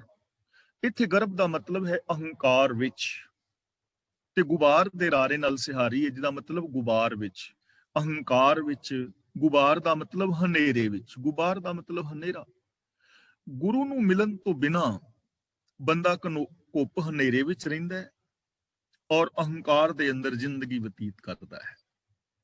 ਗੁਰੂ ਗਿਆਨ ਤੋਂ ਬਿਨਾਂ ਹਨੇਰਾ ਹੀ ਹੈ ਨਾ। ਦੇਖੋ, ਅੱਜ ਜਿੰਨੇ ਵੀ ਕਰਮ ਕਾਂਡ ਨੇ ਬਾਰ-ਬਾਰ ਰਿਪੀਟ ਕਰਨੇ ਪੈਂਦੇ ਨੇ। ਪਾਠ ਪੜਿਓ ਔਰ ਵੇਦ ਵਿਚਾਰਿਓ, ਨਿਵਲ ਭੂੰਗਮ ਸਾਧੇ, ਪੰਚ ਜਨਾ ਸਿਉ ਸੰਗ ਨਾ ਛੁਟਕਿਓ, ਅਧਿਕ ਅਹੰਗ ਬੁੱਧ ਬੰਧੇ, ਪਿਆਰੇ ਇਨ ਬਿਦ ਮਿਲਨ ਨਾ ਜਾਈ। ਕਿੰਨੇ ਸਾਰੇ ਕਰਮ ਬੰਦਾ ਕਰਦਾ ਹੈ ਧਰਮ ਦੇ ਨਾਮ ਤੇ। ਔਰ ਦੇਖੋ, ਪ੍ਰੋਬਲਮ ਇਹ ਹੈ ਕਿ ਬੰਦਾ, ਹਰ ਇਨਸਾਨ ਜੋ ਰੱਬ ਦੇ ਅੰਦਰ ਵਿਸ਼ਵਾਸ ਰੱਖਦਾ ਹੈ, ਹਰ ਇਨਸਾਨ ਜਿਹੜਾ ਇਹ ਕਹਿੰਦਾ ਹੈ ਕਿ ਮੈਂ ਰੱਬ ਦੇ ਵਿੱਚ ਵਿਸ਼ਵਾਸ ਰੱਖਦਾ ਹਾਂ, ਰੱਬ ਦਿਆਲੂ ਹੈ, ਕਿਰਪਾਲੂ ਹੈ, ਰੱਬ ਸਾਰਿਆਂ ਦੇ ਵਿੱਚ ਹੈ, ਤਾਂ ਉਹ ਬੰਦਾ ਵੀ ਦੂਜੇ ਬੰਦੇ ਨਾਲ ਰੱਬ ਵਰਗਾ ਪਿਆਰ ਵਿਹਾਰ ਨਹੀਂ ਕਰ ਰਿਹਾ। ਧਾਰਮਿਕ ਲੋਕ ਵੀ ਇੱਕ ਦੂਜੇ ਦੇ ਵੈਰੀ ਨੇ। ਇੱਕ ਧਰਮ ਦੂਜੇ ਧਰਮ ਦਾ ਵੈਰੀ ਹੈ। ਔਰ ਇਥੋਂ ਤੱਕ ਕਿ ਇੱਕ ਧਰਮ ਨੂੰ ਮੰਨਣ ਵਾਲੇ ਆਪਣੇ ਹੀ ਧਰਮ ਨੂੰ ਮੰਨਣ ਵਾਲਿਆਂ ਦੀਆਂ ਪੱਗਾਂ ਲਾ ਰਹੇ ਨੇ। ਔਰ ਇਹ ਸਾਰੇ ਧਰਮਾਂ ਵਿੱਚ ਇਹੋ ਚੀਜ਼ ਵਿਖਣ ਨੂੰ ਮਿਲਦੀ ਹੈ। ਇਸਲਾਮ ਦੇ ਅੰਦਰ ਸੀਆ ਸੁੰਨੀ ਦੀ ਆਪਸ ਚ ਨਹੀਂ ਬਣਦੀ, ਵਿਚਾਰਕ ਮਤਭੇਦ ਹੈ। ਈਸਾਈਅਤ ਦੇ ਅੰਦਰ ਪ੍ਰੋਟੈਸਟੈਂਟੀ ਔਰ ਕੈਥੋਲਿਕ ਜਿਹੜੇ ਨੇ ਆਪਸ ਵਿੱਚ ਨਹੀਂ ਬਣਦੀ। ਇਹੀ ਹਾਲ ਜੈਨ ਧਰਮ ਦਾ ਹੈ, ਬੁੱਧ ਧਰਮ ਦਾ ਹੈ। ਤੇ ਜੇ ਸਿੱਖ ਧਰਮ ਵੱਲ ਵੇਖੀਏ ਤੇ ਇੱਥੇ ਤਾਂ ਬੁਰਾ ਹਾਲ ਹੈ ਹੀ ਹੈ ਨਾ। ਤੁਹਾਨੂੰ ਪਤਾ ਹੀ ਹੈ ਕਿਵੇਂ ਇੱਕ ਦੂਜੇ ਦੇ ਵਿਰੋਧੀ ਨੇ ਲੋਕ। ਉਹਦਾ ਰੀਜ਼ਨ ਕੀ ਹੈ? ਅਗਿਆਨਤਾ ਵਿੱਚ ਕਿਉਂ ਨੇ? ਕਿਉਂਕਿ ਬਿਨ ਸਤਿਗੁਰ ਭੇਟੇ, ਗੁਰੂ ਦੇ ਨਾਲ ਨਹੀਂ ਮਿਲੇ, ਗੁਰੂ ਦਾ ਗਿਆਨ ਹਾਸਲ ਨਹੀਂ ਕੀਤਾ। ਕਿਸੇ ਬਾਬੇ ਦੀ ਗੱਲ ਮੰਨ ਲਈਏ, ਕਿਸੇ ਜੋਤਸ਼ੀ ਦੀ ਗੱਲ ਮੰਨ ਲਈਏ, ਗੁਰੂ ਦੀ ਗੱਲ ਨਹੀਂ, ਗੁਰੂ ਦੇ ਨਾਲ ਆਪ ਡਾਇਰੈਕਟ ਨਹੀਂ ਜੁੜੇ, ਗਿਆਨ ਦੀ ਵਰਤੋਂ ਨਹੀਂ ਕੀਤੀ। ਇਸ ਲਈ ਅਗਿਆਨਤਾ ਦੇ ਵਿੱਚ ਬੰਦਾ ਜੀਂਦਾ ਹੈ ਔਰ ਅਹੰਕਾਰ ਵਿੱਚ ਜੀਂਦਾ ਹੈ। ਤੇ ਅਹੰਕਾਰ ਦੇ ਦੋ ਰੂਪ ਨੇ। ਇਹਨਾਂ ਚੀਜ਼ਾਂ ਨੂੰ ਪੱਕੇ ਤੌਰ ਤੇ ਨੋਟ ਕਰ ਲਓ, ਇਨਫੀਰੀਓਰਿਟੀ ਕੰਪਲੈਕਸ ਔਰ ਸੁਪਰੀਓਰਿਟੀ ਕੰਪਲੈਕਸ। ਇਹ ਅਹੰਕਾਰ ਦੇ ਹੀ ਦੋਵੇਂ ਵਿਗੜੇ ਹੋਏ ਰੂਪ ਨੇ। ਇੱਕ ਦੇ ਮਨ ਅੰਦਰ ਤੇ ਇਹ ਹੈ ਕਿ ਮੈਂ ਕੁਝ ਵੀ ਨਹੀਂ ਕਰ ਸਕਦਾ, मैं कदे कामयाब ही नहीं हो सकता, मेरे अंदर ताकत ही नहीं है, मेरा दिमाग ही ठीक नहीं, मैनू लोग चंगा ही नहीं समझते, मैनू ते रब चुक ही लवे ते ठीक है क्योंकि मैं कुछ कर ही नहीं सकता। इनफीरियोरिटी कॉम्पलैक्स, ऐसा बंदा भी दुखी रहेगा। ਤੇ ਦੂਜਾ ਬੰਦਾ ਸੁਪਰੀਓਰਿਟੀ ਕੰਪਲੈਕਸ ਕਿ ਜੋ ਕਰ ਸਕਣਾ ਮੈਂ ਹੀ ਕਰ ਸਕਣਾ, ਬਾਕੀ ਸਾਰੀ ਦੁਨੀਆ ਹੀ ਗਲਤ ਹੈ, ਉਹ ਬੰਦਾ ਵੀ ਦੁਖੀ ਰਹੇਗਾ। ਐਸੇ ਲੋਕ ਪੈਰਾਨਾਈਡ ਪਰਸਨੈਲਿਟੀ ਡਿਸਆਰਡਰ ਦੇ ਸ਼ਿਕਾਰ ਹੋ ਜਾਂਦੇ ਨੇ। ਜੋ ਸੁਪਰੀਓਰਿਟੀ ਕੰਪਲੈਕਸ ਦੇ ਸ਼ਿਕਾਰ ਨੇ ਉਹਨਾਂ ਦੇ ਨਾਲ ਜੀਵਨ ਬਿਤਾਉਣਾ ਬੜਾ ਔਖਾ ਹੋ ਜਾਂਦਾ ਹੈ। ਉਹਨਾਂ ਦੇ ਪਰਿਵਾਰ ਦੇ ਲੋਕ, ਉਹਨਾਂ ਦੇ ਸੰਗੀ ਸਾਥੀ ਵੀ ਔਖੇ ਹੋ ਜਾਂਦੇ ਨੇ। ਇਸ ਲਈ ਗੁਰੂ ਦੇ ਗਿਆਨ ਤੋਂ ਬਿਨਾ ਬੰਦਾ ਘੁੱਪ ਹਨੇਰੇ ਵਿੱਚ ਔਰ ਅਹੰਕਾਰ ਦੇ ਅੰਦਰ ਜ਼ਿੰਦਗੀ ਜੀਂਦਾ ਹੈ। ਨਾਨਕ ਬਿਨ ਗੁਰ ਮੂਆ ਜਨਮ ਹਾਰ।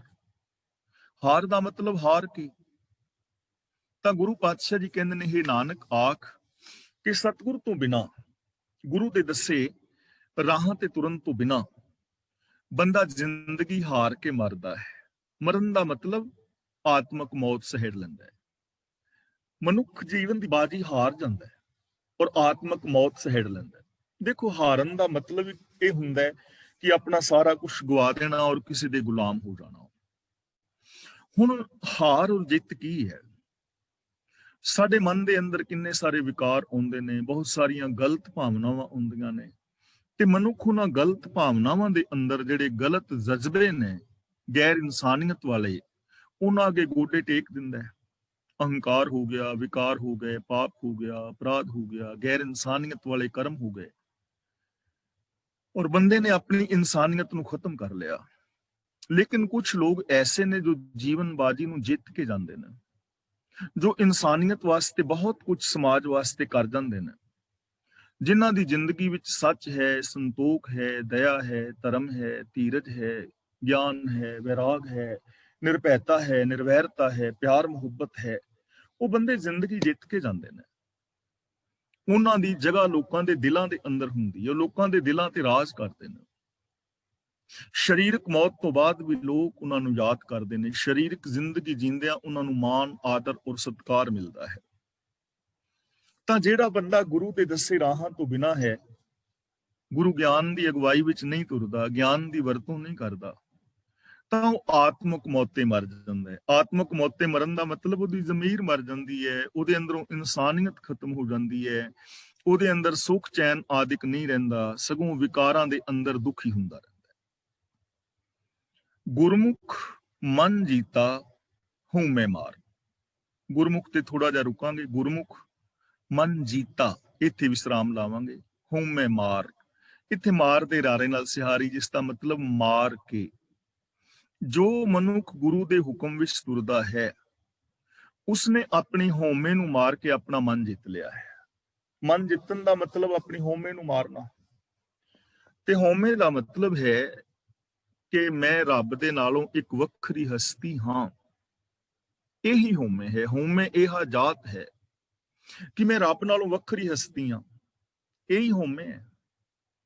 ਔਰ ਇਹਦੇ ਦੋ ਵਿੰਗੜੇ ਹੋਏ ਰੂਪ ਨੇ, ਇਨਫੀਰੀਓਰਿਟੀ ਕੰਪਲੈਕਸ ਤੇ ਸੁਪਰੀਓਰਿਟੀ ਕੰਪਲੈਕਸ। ਜੋ ਗੁਰੂ ਦੇ ਦੱਸੇ ਰਾਹਾਂ ਤੇ ਤੁਰਦਾ ਹੈ, ਉਹ ਆਪਣੇ ਮਨ ਨੂੰ ਜਿੱਤ ਲੈਂਦਾ। ਨਾ ਉਹਦੇ ਅੰਦਰ ਇਨਫੀਰੀਓਰਿਟੀ ਕੰਪਲੈਕਸ ਹੈ, ਨਾ ਉਹਦੇ ਅੰਦਰ ਸੁਪਰੀਓਰਿਟੀ ਕੰਪਲੈਕਸ ਹੈ। ਉਹ ਇਹ ਸਮਝਦਾ ਹੈ ਕਿ ਮੈਂ ਵੀ ਦੂਜੇ ਇਨਸਾਨਾਂ ਵਰਗਾ ਇੱਕ ਇਨਸਾਨ ਹਾਂ, ਦੂਜੇ ਇਨਸਾਨ ਵੀ ਮੇਰੇ ਵਰਗੇ ਇਨਸਾਨ ਨੇ। ਆਮ ਅਸੀਂ ਸੁਣਦੇ ਹਾਂ ਨਾ ਕਿ ਵੱਡਾ ਜਾਂ ਮਹਾਨ ਬੰਦਾ ਕੌਣ ਹੈ? ਵੱਡਾ ਜਾਂ ਮਹਾਨ ਬੰਦਾ ਉਹ ਹੁੰਦਾ ਹੈ ਜਿਹਦੇ ਕੋਲ ਬੈਠ ਕੇ ਬੰਦਾ ਆਪਣੇ ਆਪ ਨੂੰ ਨੀਵਾਂ ਮਹਿਸੂਸ ਨਾ ਕਰੇ। ਕਿਸੇ ਬੰਦੇ ਦੇ ਕੋਲ ਜਾਓ ਤੇ ਉਹ ਤੁਹਾਨੂੰ ਨੀਵਾਂ ਮਹਿਸੂਸ ਨਾ ਕਰਾਏ, ਵੱਡਾ ਬੰਦਾ ਅਸੀਂ ਉਹਨੂੰ ਕਹਿ ਸਕਦੇ ਹਾਂ ਜਿਹਦੀ ਸੋਚ ਵੱਡੀ ਹੈ। ਜਿਹਦੀ ਸੋਚ ਵੱਡੀ ਹੈ, ਵੱਡਾ ਉਹੀ ਹੈ ਨਾ। ਵੱਡਾ ਕੋਈ ਧਨ ਕਰਕੇ ਨਹੀਂ ਹੈ, ਵੱਡਾ ਕੋਈ ਸਰੀਰਕ ਬਲ ਕਰਕੇ ਨਹੀਂ ਹੈ। ਠੀਕ ਹੈ, ਜਿਹਦੇ ਕੋਲ ਸਰੀਰਕ ਬਲ ਹੈ ਉਹ ਕਿਸੇ ਤੇ ਅਤਿਆਚਾਰ ਕਰ ਸਕਦਾ ਹੈ, ਜ਼ੁਲਮ ਕਰ ਸਕਦਾ ਹੈ। ਜੇ ਉਹ ਜ਼ੁਲਮ ਨਾ ਕਰੇ, ਆਪਣੇ ਸਰੀਰਕ ਬਲ ਨੂੰ ਠੀਕ ਪ੍ਰਯੋਗ ਕਰਦਾ ਹੈ, ਤਾਂ ਜ਼ਿੰਦਗੀ ਦੇ ਅੰਦਰ ਬਹੁਤ ਕੁਝ ਕਰ ਸਕਦਾ ਹੈ। ਪਰ ਵੱਡਾ ਬੰਦਾ ਉਹ ਹੈ ਜਿਸ ਦੇ ਅੰਦਰ ਸ਼ੁਭ ਗੁਣ ਨੇ, ਜਿਹਦੇ ਅੰਦਰ ਸ਼ੁਭ ਗੁਣ ਨੇ, ਜੋ ਸੱਚੇ ਰਾਹਾਂ ਤੇ ਚੱਲ ਰਿਹਾ ਹੈ, ਜਿਹਦੀ ਸੋਚ ਵਿਸ਼ਾਲ ਹੈ। ਜਿਹਦੀ ਸੋਚ ਵਿਸ਼ਾਲ ਹੋਏਗੀ, ਉਹਦੇ ਕੋਲ ਪੈਸਾ ਵੀ ਹੋਏਗਾ, ਉਹਦੇ ਕੋਲ ਸਰੀਰਕ ਤਾਕਤ ਵੀ ਹੋਏਗੀ, ਲੇਕਿਨ ਉਹ ਇਹਨਾਂ ਚੀਜ਼ਾਂ ਦਾ ਮਿਸਯੂਜ ਨਹੀਂ ਕਰੇਗਾ, ਸੱਚ ਦਾ ਉਤਾਰ ਨਹੀਂ ਹੋਵੇਗਾ, ਉਹ ਕਿਸੇ ਨੂੰ ਨੀਵਾਂ ਨਹੀਂ ਵਿਖਾਏਗਾ, ਉਹ ਆਪਣੀ ਜਿਹੜੀ ਮਨ ਦੀ ਮੱਤ ਹੈ ਉਹਨੂੰ ਖਤਮ ਕਰ ਲਵੇਗਾ, ਉਹ ਆਪ ਹੁਦਰਾ ਨਹੀਂ ਹੋਏਗਾ। ਆਪ ਹੁਦਰਾ ਮਨੁੱਖ ਸਮਾਜਿਕ ਨਿਯਮਾਂ ਨੂੰ ਵੀ ਤੋੜਦਾ ਹੈ, ਦੇਸ਼ ਤੇ ਕਿਸ ਦੇ ਕਾਨੂੰਨਾਂ ਨੂੰ ਵੀ ਤੋੜਦਾ ਹੈ, ਧਰਮ ਦੀ ਦੁਨੀਆ ਵਿੱਚ ਵੀ ਔਰ ਆਸੇ-ਪਾਸੇ ਚੌਗਿਰਦੇ ਵੀ ਉਹ ਆਪਣੀਆਂ ਮਨ ਮਰਜ਼ੀਆਂ ਹੀ ਕਰਦਾ ਹੈ। ਲੇਕਿਨ ਜੋ ਗੁਰੂ ਦੇ ਦੱਸੇ ਰਾਹਾਂ ਤੇ ਤੁਰਨ ਵਾਲਾ ਹੈ, ਉਹ ਇਨਸਾਨ ਗਿਆਨ ਦੀ ਵਰਤੋਂ ਕਰਦਾ ਹੈ ਔਰ ਗਿਆਨ ਦੀ ਵਰਤੋਂ ਕਰਦਾ ਹੋਇਆ ਚੰਗੀ ਸ਼ੁਭ ਜ਼ਿੰਦਗੀ ਜੀਂਦਾ ਹੈ। ਤੇ ਐਸੀ ਜ਼ਿੰਦਗੀ ਜੀਣ ਲਈ ਆਪਣੇ ਮਨ ਤੇ ਕੰਟਰੋਲ ਕਰਨਾ ਅਤਿਅੰਤ ਜ਼ਰੂਰੀ ਹੈ। ਉਹ ਬੰਦਾ ਜੋ ਆਪਣੇ ਮਨ ਦੀ ਮੱਤ ਛੱਡ ਕੇ ਗੁਰੂ ਦੀ ਮੱਤ ਦਾ ਧਾਰਨੀ ਹੋ ਜਾਂਦਾ ਹੈ, ਉਹ ਆਪਣੇ ਮਨ ਨੂੰ ਜਿੱਤ ਲੈਂਦਾ ਹੈ, ਹਉਮੈ ਨੂੰ ਮਾਰ ਲੈਂਦਾ ਹੈ। ਗੁਰਮੁਖ ਸਾਚ ਰੱਖਿਆ ਉਰਤਾਰ। ਹੁਣ ਗੁਰਮੁਖ ਦੀ ਨਿਸ਼ਾਨੀ ਕੀ ਹੈ? ਜਿਨੇ ਹਉਮੈ ਨੂੰ ਮਾਰ ਲਿਆ ਹੈ ਜਾਂ ਜੋ ਰੱਬ ਦੇ ਅੰਦਰ ਮਿਲ ਗਿਆ ਹੈ, ਉਹਦੀ ਨਿਸ਼ਾਨੀ ਕੀ ਹੈ?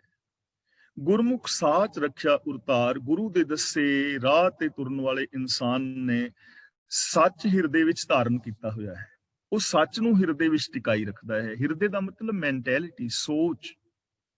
ਉਹਦੀ ਸੋਚ ਸੱਚੀ ਹੁੰਦੀ ਹੈ, ਉਹਦੀ ਸੋਚ ਦੇ ਅੰਦਰ ਕੋਈ ਹੇਰਾ ਫੇਰੀ ਨਹੀਂ, ਕੋਈ ਬਨਾਵਟ ਨਹੀਂ। ਜੈਸਾ ਉਹ ਅੰਦਰੋਂ ਹੈ ਵੈਸਾ ਹੀ ਉਹ ਬਾਹਰੋਂ ਹੈ, ਜੈਸਾ ਉਹ ਬਾਹਰੋਂ ਦਿਸ ਰਿਹਾ ਹੈ ਵੈਸਾ ਉਹ ਅੰਦਰੋਂ ਹੈ, ਅੰਦਰੋਂ ਬਾਹਰੋਂ ਉਹ ਸੱਚਾ ਸੁੱਚਾ ਬੰਦਾ ਹੈ। ਬਸ ਇਹ ਹੀ ਹੈ ਰੱਬ ਨੂੰ ਪਾਣਾ, ਸੱਚ ਨੂੰ ਪਾ ਲੈਣਾ, ਸੱਚ ਦੇ ਅੰਦਰ ਆਪਣੀ ਸੋਚ ਨੂੰ ਮਿਲਾ ਲੈਣਾ, ਇਹੀ ਰੱਬ ਦੀ ਪ੍ਰਾਪਤੀ ਹੈ। ਕਾਸ਼ ਸਾਨੂੰ ਇਹ ਚੀਜ਼ ਸਮਝ ਆ ਜਾਏ, ਕਿੰਨਾ ਸੌਖਾ ਜੀਵਨ ਹੋ ਜਾਏਗਾ। ਤਾਂ ਗੁਰੂ ਪਾਤਸ਼ਾਹ ਜੀ ਕਹਿੰਦੇ ਨੇ, ਗੁਰੂ ਦੇ ਦੱਸੇ ਰਾਹਾਂ ਤੇ ਤੁਰਨ ਵਾਲਾ ਬੰਦਾ ਸੱਚ ਨੂੰ ਆਪਣੇ ਹਿਰਦੇ ਦੇ ਅੰਦਰ ਹਮੇਸ਼ਾ ਹਮੇਸ਼ਾ ਟਿਕਾਈ ਰੱਖਦਾ ਹੈ, ਇੱਕ ਪਲ ਵਾਸਤੇ ਵੀ ਉਹ ਸੱਚ ਤੋਂ ਦੂਰ ਨਹੀਂ ਹੁੰਦਾ। ਤੇ ਆਮ ਅਸੀਂ ਦੇਖਦੇ ਹਾਂ ਸਾਡੀ ਆਪਣੀ ਜ਼ਿੰਦਗੀ ਐਵੇਂ ਬੀਤਦੀ ਹੈ ਕਿ ਅਸੀਂ ਨਿੱਕੇ ਨਿੱਕੇ ਝੂਠ ਬੋਲਦੇ ਹਾਂ, ਜਿਨ੍ਹਾਂ ਝੂਠਾਂ ਦਾ ਨਾ ਸਾਨੂੰ ਕੋਈ ਲਾਭ ਹੁੰਦਾ ਨਾ ਕੋਈ ਨੁਕਸਾਨ ਹੁੰਦਾ। ਤੇ ਐਸੇ ਨਿੱਕੇ ਨਿੱਕੇ ਝੂਠ ਬੋਲ ਕੇ ਹੁੰਦਾ ਕੀ ਹੈ, ਉਹ ਝੂਠ ਫੜੇ ਜਾਂਦੇ ਨੇ। ਜਦੋਂ ਝੂਠ ਫੜੇ ਜਾਣਗੇ, ਭਾਵੇਂ ਉਹ ਛੋਟੇ ਛੋਟੇ ਹੋਣ, ਫਿਰ ਸਾਡਾ ਵਿਸ਼ਵਾਸ ਗਵਾਚ ਜਾਂਦਾ ਹੈ ਕਿ ਇਹਨੇ ਉਹ ਵੀ ਝੂਠ ਬੋਲਿਆ ਸੀ, ਦੂਜਾ ਕਹਿੰਦਾ ਮੇਰੇ ਕੋਲ ਇਹਨੇ ਇਹ ਗੱਲ ਕਹੀ ਸੀ, ਤੀਜਾ ਕਹਿੰਦਾ ਮੇਰੇ ਕੋਲ ਇਹ, ਤੇ ਉਹ ਸਾਡੇ ਝੂਠ ਫੜੇ ਜਾਂਦੇ ਨੇ। ਫਿਰ ਸਾਡਾ ਵਿਸ਼ਵਾਸ ਗਵਾਚ ਜਾਂਦਾ ਹੈ ਤੇ ਫਿਰ ਅਸੀਂ ਲੋਕਾਂ ਦੇ ਉੱਤੇ ਦੋਸ਼ ਲਾਉਂਦੇ ਹਾਂ ਕਿ ਲੋਕ ਸਾਡਾ ਵਿਸ਼ਵਾਸ ਨਹੀਂ ਕਰਦੇ। ਹੁਣ ਬੰਦੇ ਨੂੰ ਬੰਦੇ ਤੇ ਵਿਸ਼ਵਾਸ ਕਿਉਂ ਨਹੀਂ ਰਿਹਾ? ਉਹਦਾ ਰੀਜ਼ਨ ਇਹ ਹੈ ਕਿ ਆਮ ਬੰਦੇ ਨੇ ਝੂਠ ਦਾ ਸਹਾਰਾ ਲਿਆ ਹੈ, ਤੇ ਝੂਠ ਦਾ ਸਹਾਰਾ ਜਦੋਂ ਬਹੁ ਗਿਣਤੀ ਨੇ ਲਿਆ ਤਾਂ ਜਿਹੜੇ ਥੋੜੇ ਬਹੁਤੇ ਸੱਚ ਬੋਲਣ ਵਾਲੇ ਵੀ ਸਨ, ਉਹਨਾਂ ਦਾ ਵੀ ਵਿਸ਼ਵਾਸ ਜਾਂਦਾ ਰਿਹਾ ਨਾ। ਵਿਸ਼ਵਾਸ ਕਿਉਂ ਗਿਆ? ਕਿਉਂਕਿ ਬੰਦੇ ਨੇ ਸੱਚ ਨੂੰ ਛੱਡ ਦਿੱਤਾ। ਕਦੇ ਸਿੱਖਾਂ ਵਾਸਤੇ ਇਤਿਹਾਸ ਦੇ ਅੰਦਰ ਲਿਖਿਆ ਹੋਇਆ ਮਿਲਦਾ ਹੈ ਕਿ ਜਿਹਦੀ ਸਿੱਖ ਗਵਾਹੀ ਦੇ ਦਿੰਦਾ ਸੀ ਨਾ, ਮੁਸਲਮਾਨ ਰਾਜ ਦੇ ਸਮੇਂ ਵੀ ਉਹਦੀ ਗਵਾਹੀ ਨੂੰ ਸੱਚ ਮੰਨਿਆ ਜਾਂਦਾ ਸੀ ਕਿ ਇਹ ਸਿੱਖ ਜਿਹੜਾ ਕਦੇ ਝੂਠ ਨਹੀਂ ਬੋਲਦਾ। ਇੰਨਾ ਉੱਚਾ ਕਰੈਕਟਰ ਸੀ ਔਰ ਇਹ ਹਕੀਕਤ ਸੀ। ਤੇ ਇਹ ਕਰੈਕਟਰ ਜਿਹੜਾ ਹੈ ਬੰਦੇ ਦਾ ਹੋਣਾ ਵੀ ਚਾਹੀਦਾ ਹੈ, ਸਿੱਖ ਦਾ ਤੇ ਘੱਟ ਤੋਂ ਘੱਟ ਹੋਣਾ ਹੀ ਚਾਹੀਦਾ ਹੈ। ਵੈਸੇ ਤੇ ਹਰ ਇਨਸਾਨ ਦਾ ਹੋਣਾ ਚਾਹੀਦਾ, ਕਿਉਂਕਿ ਇਨਸਾਨ ਦਾ ਫਰਜ਼ ਨਹੀਂ ਹੈ ਨਾ ਝੂਠ ਬੋਲਣਾ। ਇਨਸਾਨ ਹੋਣ ਦੇ ਨਾਤੇ ਸੱਚ ਬੋਲਣਾ ਚਾਹੀਦਾ। ਤੇ ਘੱਟ ਤੋਂ ਘੱਟ ਜੋ ਅਸੀਂ ਸਿੱਖ ਅਖਵਾਉਣ ਵਾਲੇ ਹਾਂ, ਸਾਨੂੰ ਇਸ ਪਾਸੇ ਧਿਆਨ ਦੇਣ ਦੀ ਜ਼ਰੂਰਤ ਹੈ, ਕਿਉਂਕਿ ਅਸੀਂ ਗੁਰੂ ਦਾ ਰੂਪ ਦਿੱਤਾ ਹੋਇਆ। ਹੁਣ ਜੇ ਮੈਂ ਝੂਠ ਬੋਲਾਂਗਾ ਨਾ, ਤਾਂ ਇਹਦੀ ਇੱਕ ਪ੍ਰੋਬਲਮ ਹੈ। ਕਿਸੇ ਨੇ ਇਹ ਨਹੀਂ ਕਹਿਣਾ ਕਿ ਮੋਹਰ ਸਿੰਘ ਨੇ ਝੂਠ ਬੋਲਿਆ। ਮੋਹਰ ਸਿੰਘ ਨੂੰ ਜਾਣਨ ਵਾਲੇ ਤੇ ਬਹੁਤ ਘੱਟ ਨੇ। ਜਿਹੜਾ ਕਹੇਗਾ ਉਹ ਕਹੇਗਾ ਇੱਕ ਸਿੱਖ ਸੀ, ਉਹ ਝੂਠ ਬੋਲ ਰਿਹਾ ਸੀ, ਪਗੜੀ ਵਾਲਾ, ਇਹੋ ਜਿਹੇ ਉਹਨੇ ਕੱਪੜੇ ਪਾਏ ਸੀ, ਇਹੋ ਜਿਹਾ ਰੂਪ ਸੀ। ਤਾਂ ਮੇਰਾ ਬੋਲਿਆ ਹੋਇਆ ਝੂਠ ਜਿਹੜਾ ਹੈ ਉਹ ਸਾਰੇ ਕੌਮ ਦੇ ਉੱਤੇ ਕਲੰਕ ਲੱਗੇਗਾ। ਸਾਨੂੰ ਇਹ ਧਿਆਨ ਰੱਖਣਾ ਚਾਹੀਦਾ ਹੈ। ਸਾਨੂੰ ਕਿਹਾ ਹੈ ਨਾ ਕਿ ਲੱਖਾਂ ਦੇ ਵਿੱਚ ਇੱਕ ਸਿੱਖ ਵੀ ਖਲੋਤਾ ਹੋਏ ਤੇ ਪਛਾਣਿਆ ਜਾਂਦਾ, ਕਿਉਂਕਿ ਉਹਦਾ ਰੂਪ ਹੈ। ਤਾਂ ਇੱਕ ਮੁਸਲਮਾਨ ਵੀਰ ਨੇ ਬਹੁਤ ਸੁੰਦਰ ਇੱਕ ਆਰਟੀਕਲ ਲਿਖਿਆ ਸੀ, ਮੈਂ ਉਹਦਾ ਥੋੜਾ ਜਿਹਾ ਤੁਹਾਨੂੰ ਅੰਸ਼ ਸੁਣਾਉਣਾ ਵਾ। ਉਹ ਕਹਿੰਦਾ ਕਿ ਇਹ ਸਿੱਖ ਵੀਰ, ਤੂੰ ਰੱਬ ਦਾ ਜਲੌ ਹੈ, ਗੁਰੂ ਦਾ ਜਲੌ। ਜਲੌ ਜਿਵੇਂ ਗੁਰੂ ਰਾਮਦਾਸ ਜੀ ਦੇ ਗੁਰਪੁਰਬ ਤੇ ਸਜਾਇਆ ਜਾਂਦਾ ਨਾ, ਅੰਮ੍ਰਿਤਸਰ ਸਾਹਿਬ ਜਿੰਨੀਆਂ ਵੀ ਕੀਮਤੀ ਚੀਜ਼ਾਂ ਨੇ ਉਹ ਕੱਢ ਕੇ ਬਾਹਰ ਰੱਖੀਆਂ ਜਾਂਦੀਆਂ ਨੇ। ਜਲੌ ਉਹਨੂੰ ਕਹਿੰਦੇ ਨੇ ਜੋ ਕੀਮਤੀ ਤੋਂ ਕੀਮਤੀ ਚੀਜ਼ਾਂ ਹੋਣ, ਉਹਨਾਂ ਨੂੰ ਬਾਹਰ ਵਿਖਾਇਆ ਜਾਂਦਾ ਹੈ। ਤੇ ਉਹ ਮੁਸਲਮਾਨ ਵੀਰ ਲਿਖਦਾ ਕਿ ਇਹ ਸਿੱਖ, ਤੂੰ ਗੁਰੂ ਦਾ ਜਲੌ ਹੈ, ਤੁਰਦਾ ਫਿਰਦਾ। ਜਿੰਨੀਆਂ ਕੀਮਤੀ ਚੀਜ਼ਾਂ ਰੱਬ ਦੀਆਂ ਨੇ ਗੁਰੂ ਨੇ ਤੈਨੂੰ ਦਿੱਤੀਆਂ ਨੇ। ਤੈਨੂੰ ਦਸਤਾਰ ਦਿੱਤੀ ਹੈ ਬੜੀ ਕੀਮਤੀ।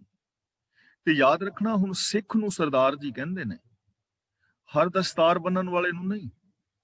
ਪੱਗਾਂ ਹਿੰਦੂ ਵੀਰ ਵੀ ਬੰਨਦੇ ਨੇ, ਮੁਸਲਮਾਨ ਵੀਰ ਵੀ ਬੰਨਦੇ ਨੇ, ਬੌਧੀ ਵੀ ਬੰਨਦੇ ਨੇ, ਜੈਨੀ ਬੰਨਦੇ ਨੇ, ਰਿਸ਼ੀ ਮੁਨੀ ਬੰਨਦੇ ਨੇ, ਪਰ ਉਹਨਾਂ ਨੂੰ ਸਰਦਾਰ ਜੀ ਨਹੀਂ ਕਿਹਾ ਜਾਂਦਾ। ਕਾਰਨ ਕੀ ਹੈ? ਇਹ ਨਹੀਂ ਕਿ ਸਾਡੀਆਂ ਪੱਗਾਂ ਮਹਿੰਗੀਆਂ ਨੇ, ਨਾ, ਹੋ ਸਕਦਾ ਉਹਨਾਂ ਦੀਆਂ ਪੱਗਾਂ ਸਾਡੇ ਨਾਲੋਂ ਕੱਪੜਾ ਮਹਿੰਗਾ ਹੋਵੇ, ਰੇਸ਼ਮ ਦੀਆਂ ਬੰਨਦੇ ਹੋਣ, ਹੋ ਸਕਦਾ ਹੈ ਉਹਨਾਂ ਦੀਆਂ ਪੱਗਾਂ ਦੇ ਵਿੱਚ ਹੀਰੇ ਵਗੈਰਾ ਜੜੇ ਹੋਣ, ਪਰ ਫਿਰ ਵੀ ਸਰਦਾਰ ਜੀ ਨਹੀਂ ਕਿਹਾ ਜਾਂਦਾ, ਕਿਉਂਕਿ ਇਹ ਦਸਤਾਰ ਗੁਰੂ ਨੇ ਦਿੱਤੀ ਹੈ, ਗੁਰੂ ਦੀ ਰਹਿਮਤ ਹੈ, ਗੁਰੂ ਦੀ ਬਖਸ਼ਿਸ਼ ਹੈ। ਇਸ ਕਰਕੇ ਜਿੱਥੇ ਜਾਓਗੇ ਤੁਹਾਨੂੰ ਸਰਦਾਰ ਜੀ ਕਿਹਾ ਜਾਂਦਾ। ਕੇਸ ਦਾੜੀ ਵਾਲੇ ਨੂੰ ਸਰਦਾਰ ਜੀ ਕਿਹਾ ਜਾਂਦਾ, ਹੋਰ ਕਿਸੇ ਨੂੰ ਨਹੀਂ। ਕਾਰਨ ਕੀ ਹੈ? ਕਿ ਇਹਦੇ ਪਿੱਛੇ ਬੜੀਆਂ ਵੱਡੀਆਂ ਕੁਰਬਾਨੀਆਂ ਨੇ। ਇਹਦੇ ਪਿੱਛੇ ਜਦੋਂ ਇਤਿਹਾਸ ਪੜੋਗੇ, ਗੁਰੂ ਅਰਜਨ ਦੇਵ ਜੀ ਤਖਤੀਆਂ ਤਵੀਆਂ ਤੇ ਬੈਠੇ ਨੇ, ਗੁਰੂ ਤੇਗ ਬਹਾਦਰ ਨੇ ਸ਼ਹੀਦੀ ਦਿੱਤੀ ਹੈ, ਗੁਰੂ ਗੋਬਿੰਦ ਸਿੰਘ ਨੇ ਆਪਣਾ ਸਰਬੰਸ ਵਾਰਿਆ ਹੈ, ਮਾਈਆਂ ਬੀਬੀਆਂ ਨੇ ਬੱਚਿਆਂ ਦੇ ਟੁਕੜੇ ਟੁਕੜੇ ਕਰਵਾ ਕੇ ਆਪਣੇ ਗਲਿਆਂ ਦੇ ਹਾਰ ਬਣਵਾਏ ਨੇ। ਇੱਥੇ ਤੁਹਾਨੂੰ ਸਿੱਖ ਚਰਖੜੀਆਂ ਤੇ ਚੜਦੇ ਨਜ਼ਰ ਨਹੀਂ ਪੈਣਗੇ। ਇੱਥੇ ਖੋਪਰੀਆਂ ਲੋਹਾਲੀਆਂ ਨੇ, ਲੇਕਿਨ ਕੇਸ ਨਹੀਂ ਕਟਾਏ। ਇੰਨੀ ਕੁਰਬਾਨੀ ਹੈ, ਇੰਨੀ ਕੀਮਤ ਹੈ ਇਹਨਾਂ ਚੀਜ਼ਾਂ ਦੀ। ਇਸ ਲਈ ਉਹ ਕਹਿੰਦਾ ਕਿ ਇਹ ਜਿੰਨੀਆਂ ਵੀ ਕੀਮਤੀ ਚੀਜ਼ਾਂ ਨੇ ਗੁਰੂ ਨੇ ਤੈਨੂੰ ਦਿੱਤੀਆਂ ਨੇ, ਤੇ ਤੂੰ ਜਲੌ ਹੈ, ਲੱਖਾਂ ਦੇ ਵਿੱਚ ਤੂੰ ਕੱਲਾ ਪਛਾਣਿਆ ਜਾਂਦਾ ਹੈ। ਤੇ ਉਹ ਕਹਿੰਦਾ ਹੈ ਕਿ ਇਹ ਨਾ ਵੇਖੀ ਕਿ ਸਿਰਫ ਤੇਰੇ ਬਾਹਰ ਦੇ ਰੂਪ ਨੂੰ ਲੋਕ ਵੇਖ ਰਹੇ ਨੇ। ਤੇਰੀਆਂ ਦੋ ਅੱਖਾਂ ਨੇ, ਪਰ ਲੱਖਾਂ ਅੱਖਾਂ ਤੈਨੂੰ ਵੇਖ ਰਹੀਆਂ ਨੇ, ਲੋਕ ਤੇਰਾ ਨਜ਼ਰੀਆ ਵੀ ਵੇਖ ਰਹੇ ਨੇ ਕਿ ਵੇਖ ਕਿੱਧਰ ਰਿਹਾ ਹੈ। ਇਸ ਲਈ ਆਪਣੀ ਨਜ਼ਰ ਦੇ ਉੱਤੇ ਵੀ ਕੰਟਰੋਲ ਰੱਖੀ। ਤੈਨੂੰ ਗੁਰੂ ਨੇ ਦਾਤ ਦਿੱਤੀ ਹੈ, ਵੇਖ ਪਰਾਈਆਂ ਚੰਗੀਆਂ ਮਾਵਾਂ ਧੀਆਂ ਭੈਣਾਂ ਜਾਣੇ। ਲੋਕ ਤੇਰੀ ਜ਼ਬਾਨ ਨੂੰ ਵੀ ਸੁਣਨਗੇ, ਇਸ ਲਈ ਆਪਣੀ ਜ਼ਬਾਨ ਦੇ ਉੱਤੇ ਕੰਟਰੋਲ ਕਰੀ। ਤੇਰੀ ਜ਼ਬਾਨ ਦੇ ਵਿੱਚੋਂ ਅੰਮ੍ਰਿਤਮਈ ਬੋਲ ਝਲਕਣੇ ਚਾਹੀਦੇ ਨੇ, ਕਿਉਂਕਿ ਗੁਰੂ ਨੇ ਤੇਰੀ ਜ਼ਬਾਨ ਦੇ ਉੱਤੇ ਤੈਨੂੰ ਅੰਮ੍ਰਿਤ ਛਕਾਇਆ ਹੈ। 5 ਛੋਲੇ ਤੈਨੂੰ ਦਿੱਤੇ ਨੇ ਨਾ, ਤੇਰੀ ਜ਼ਬਾਨ ਤੋਂ ਅੰਮ੍ਰਿਤ ਵਰਗੇ ਬੋਲ। ਤੇਰੀਆਂ ਅੱਖਾਂ ਵਿੱਚ ਛੱਟੇ ਪਾਏ ਨੇ 5। ਤੇਰੀਆਂ ਨਜ਼ਰਾਂ ਜਿਹੜੀਆਂ ਨੇ ਉਹ ਅੰਮ੍ਰਿਤ ਵਰਗੀਆਂ ਹੋਣੀਆਂ ਚਾਹੀਦੀਆਂ ਨੇ। ਤੇਰੇ ਸ਼ੀਸ਼ ਵਿੱਚ 5 ਛੱਟੇ ਪਾਏ ਨੇ ਨਾ, ਇਸ ਲਈ ਤੇਰੀ ਸੋਚ ਅੰਮ੍ਰਿਤ ਵਰਗੀ ਹੋਣੀ ਚਾਹੀਦੀ ਹੈ। ਤੇਰੇ ਹੱਥਾਂ ਦੇ ਕਰਮ, ਜੇ ਤੂੰ ਲੱਖਾਂ ਚੋਂ ਪਛਾਣਿਆ ਜਾਂਦਾ ਹੈ ਨਾ, ਤੇ ਜਦੋਂ ਲੱਖਾਂ ਦੇ ਵਿੱਚ ਸ਼ਰਾਬ ਪੀਵੇਂਗਾ ਤਾਂ ਵੀ ਪਛਾਣਿਆ ਜਾਏਗਾ ਕਿ ਇੱਕ ਸਿੱਖ ਸ਼ਰਾਬ ਪੀ ਰਿਹਾ ਹੈ। ਇਸ ਲਈ ਆਪਣੇ ਕਰਮਾਂ ਦੇ ਉੱਤੇ ਕੰਟਰੋਲ ਰੱਖਣਾ ਹੈ, ਤੇਰੀ ਜ਼ਿੰਮੇਵਾਰੀ ਬਣਦੀ ਹੈ। ਗੁਰਮੁਖ ਸਾਚ ਰੱਖਿਆ ਉਰਤਾਰ, ਗੁਰੂ ਦੇ ਦੱਸੇ ਰਾਹਾਂ ਤੇ ਤੁਰਨ ਵਾਲਾ ਬੰਦਾ ਸੱਚ ਨੂੰ ਆਪਣੇ ਹਿਰਦੇ ਦੇ ਅੰਦਰ ਟਿਕਾ ਕੇ ਰੱਖਦਾ ਹੈ, ਉਹਦੀ ਸੋਚ ਸੱਚੀ ਹੋ ਜਾਂਦੀ ਹੈ। ਇਹ ਮਹਾਨਤਾ ਹੈ ਗੁਰਮੁਖ ਦੀ। ਗੁਰਮੁਖ ਜਗ ਜੀਤਾ, ਜਮਕਾਲ ਮਾਰ ਬਿਦਾਰ। ਬਿਦਾਰ ਦਾ ਮਤਲਬ ਹੁੰਦਾ ਪਾੜ ਕੇ, ਕਿਸੇ ਚੀਜ਼ ਨੂੰ ਪਾੜ ਨਹੀਂ ਦੇਈਦਾ। ਗੁਰੂ ਦੇ ਹੁਕਮ ਵਿੱਚ ਤੁਰਨ ਵਾਲੇ ਨੇ ਮੌਤ ਦਾ ਡਰ ਮੁਕਾ ਕੇ ਜਗਤ ਨੂੰ ਜਿੱਤ ਲਿਆ ਹੈ। ਉਹਨੇ ਤੇ ਮੌਤ ਦੇ ਡਰ ਨੂੰ ਪਾੜ ਕੇ ਸੁੱਟ ਦਿੱਤਾ, ਯਾਨੀ ਉਹ ਆਤਮਿਕ ਮੌਤ ਤੇ ਨਹੀਂ ਮਰਦਾ। ਗੁਰੂ ਦੇ ਦੱਸੇ ਰਾਹਾਂ ਤੇ ਤੁਰਨ ਵਾਲਾ, ਉਹਨੇ ਜਗਤ ਦੇ ਮੋਹ ਨੂੰ ਜਿੱਤ ਲਿਆ। ਉਹ ਸੈਲਫਿਸ਼ ਨਹੀਂ ਹੈ, ਉਹਦੇ ਅੰਦਰ ਵਿਕਾਰ ਨਹੀਂ ਹਨ। ਉਹਨੇ ਮੌਤ ਦੇ ਡਰ ਨੂੰ ਖਤਮ ਕਰ ਦਿੱਤਾ ਹੈ। ਸੱਚ ਦੇ ਰਾਹਾਂ ਤੇ ਤੁਰਦਾ ਹੋਇਆ ਉਹ ਕਦੇ ਮਰਨ ਤੋਂ ਡਰਦਾ ਨਹੀਂ, ਸਰੀਰਕ ਮੌਤ ਤੋਂ ਵੀ ਨਹੀਂ ਡਰਦਾ। ਔਰ ਉਹਨੇ ਜਮਕਾਲ ਦਾ ਮਤਲਬ ਆਤਮਿਕ ਮੌਤ ਨੂੰ ਖਤਮ ਕਰ ਦਿੱਤਾ ਹੈ। ਉਹਦੀ ਕਦੇ ਜ਼ਮੀਰ ਨਹੀਂ ਮਰਦੀ, ਉਹਦੇ ਅੰਦਰੋਂ ਕਦੇ ਇਨਸਾਨੀਅਤ ਨਹੀਂ ਮਰਦੀ, ਉਹਦੇ ਅੰਦਰੋਂ ਕਦੇ ਸੱਚ ਨਹੀਂ ਮਰਦਾ। ਉਹ ਹਮੇਸ਼ਾ ਸੱਚ ਦੇ ਨਾਲ ਜੁੜਿਆ ਹੋਇਆ ਹੈ। ਇਸ ਲਈ ਇਹ ਜੋਗੀ ਜਨੋਂ ਜੰਗਲਾਂ ਵਿੱਚ ਫਿਰਨਾ, ਸਮਾਧੀਆਂ ਲਾਣੀਆਂ, ਮਾਲਾ ਫੇਰਨੀਆਂ, ਇਹ ਵਾਧੂ ਦੇ ਕੰਮ ਨੇ। ਇਹਨਾਂ ਦੀ ਕੋਈ ਵੈਲਿਊ ਨਹੀਂ ਹੈ। ਵੈਲਿਊ ਹੈ ਸ਼ੁਭ ਗੁਣਾਂ ਦੀ, ਵੈਲਿਊ ਹੈ ਜ਼ਿੰਦਗੀ ਜੀਣ ਦੀ। ਸਮਾਧੀ ਲਾਣ ਦੀ ਕੋਈ ਵੈਲਿਊ ਨਹੀਂ ਕਿ ਸਵੇਰੇ 2 ਘੰਟੇ ਕੋਈ ਬੈਠਾ ਹੈ ਸਮਾਧੀ ਲਾਣ ਵਾਸਤੇ।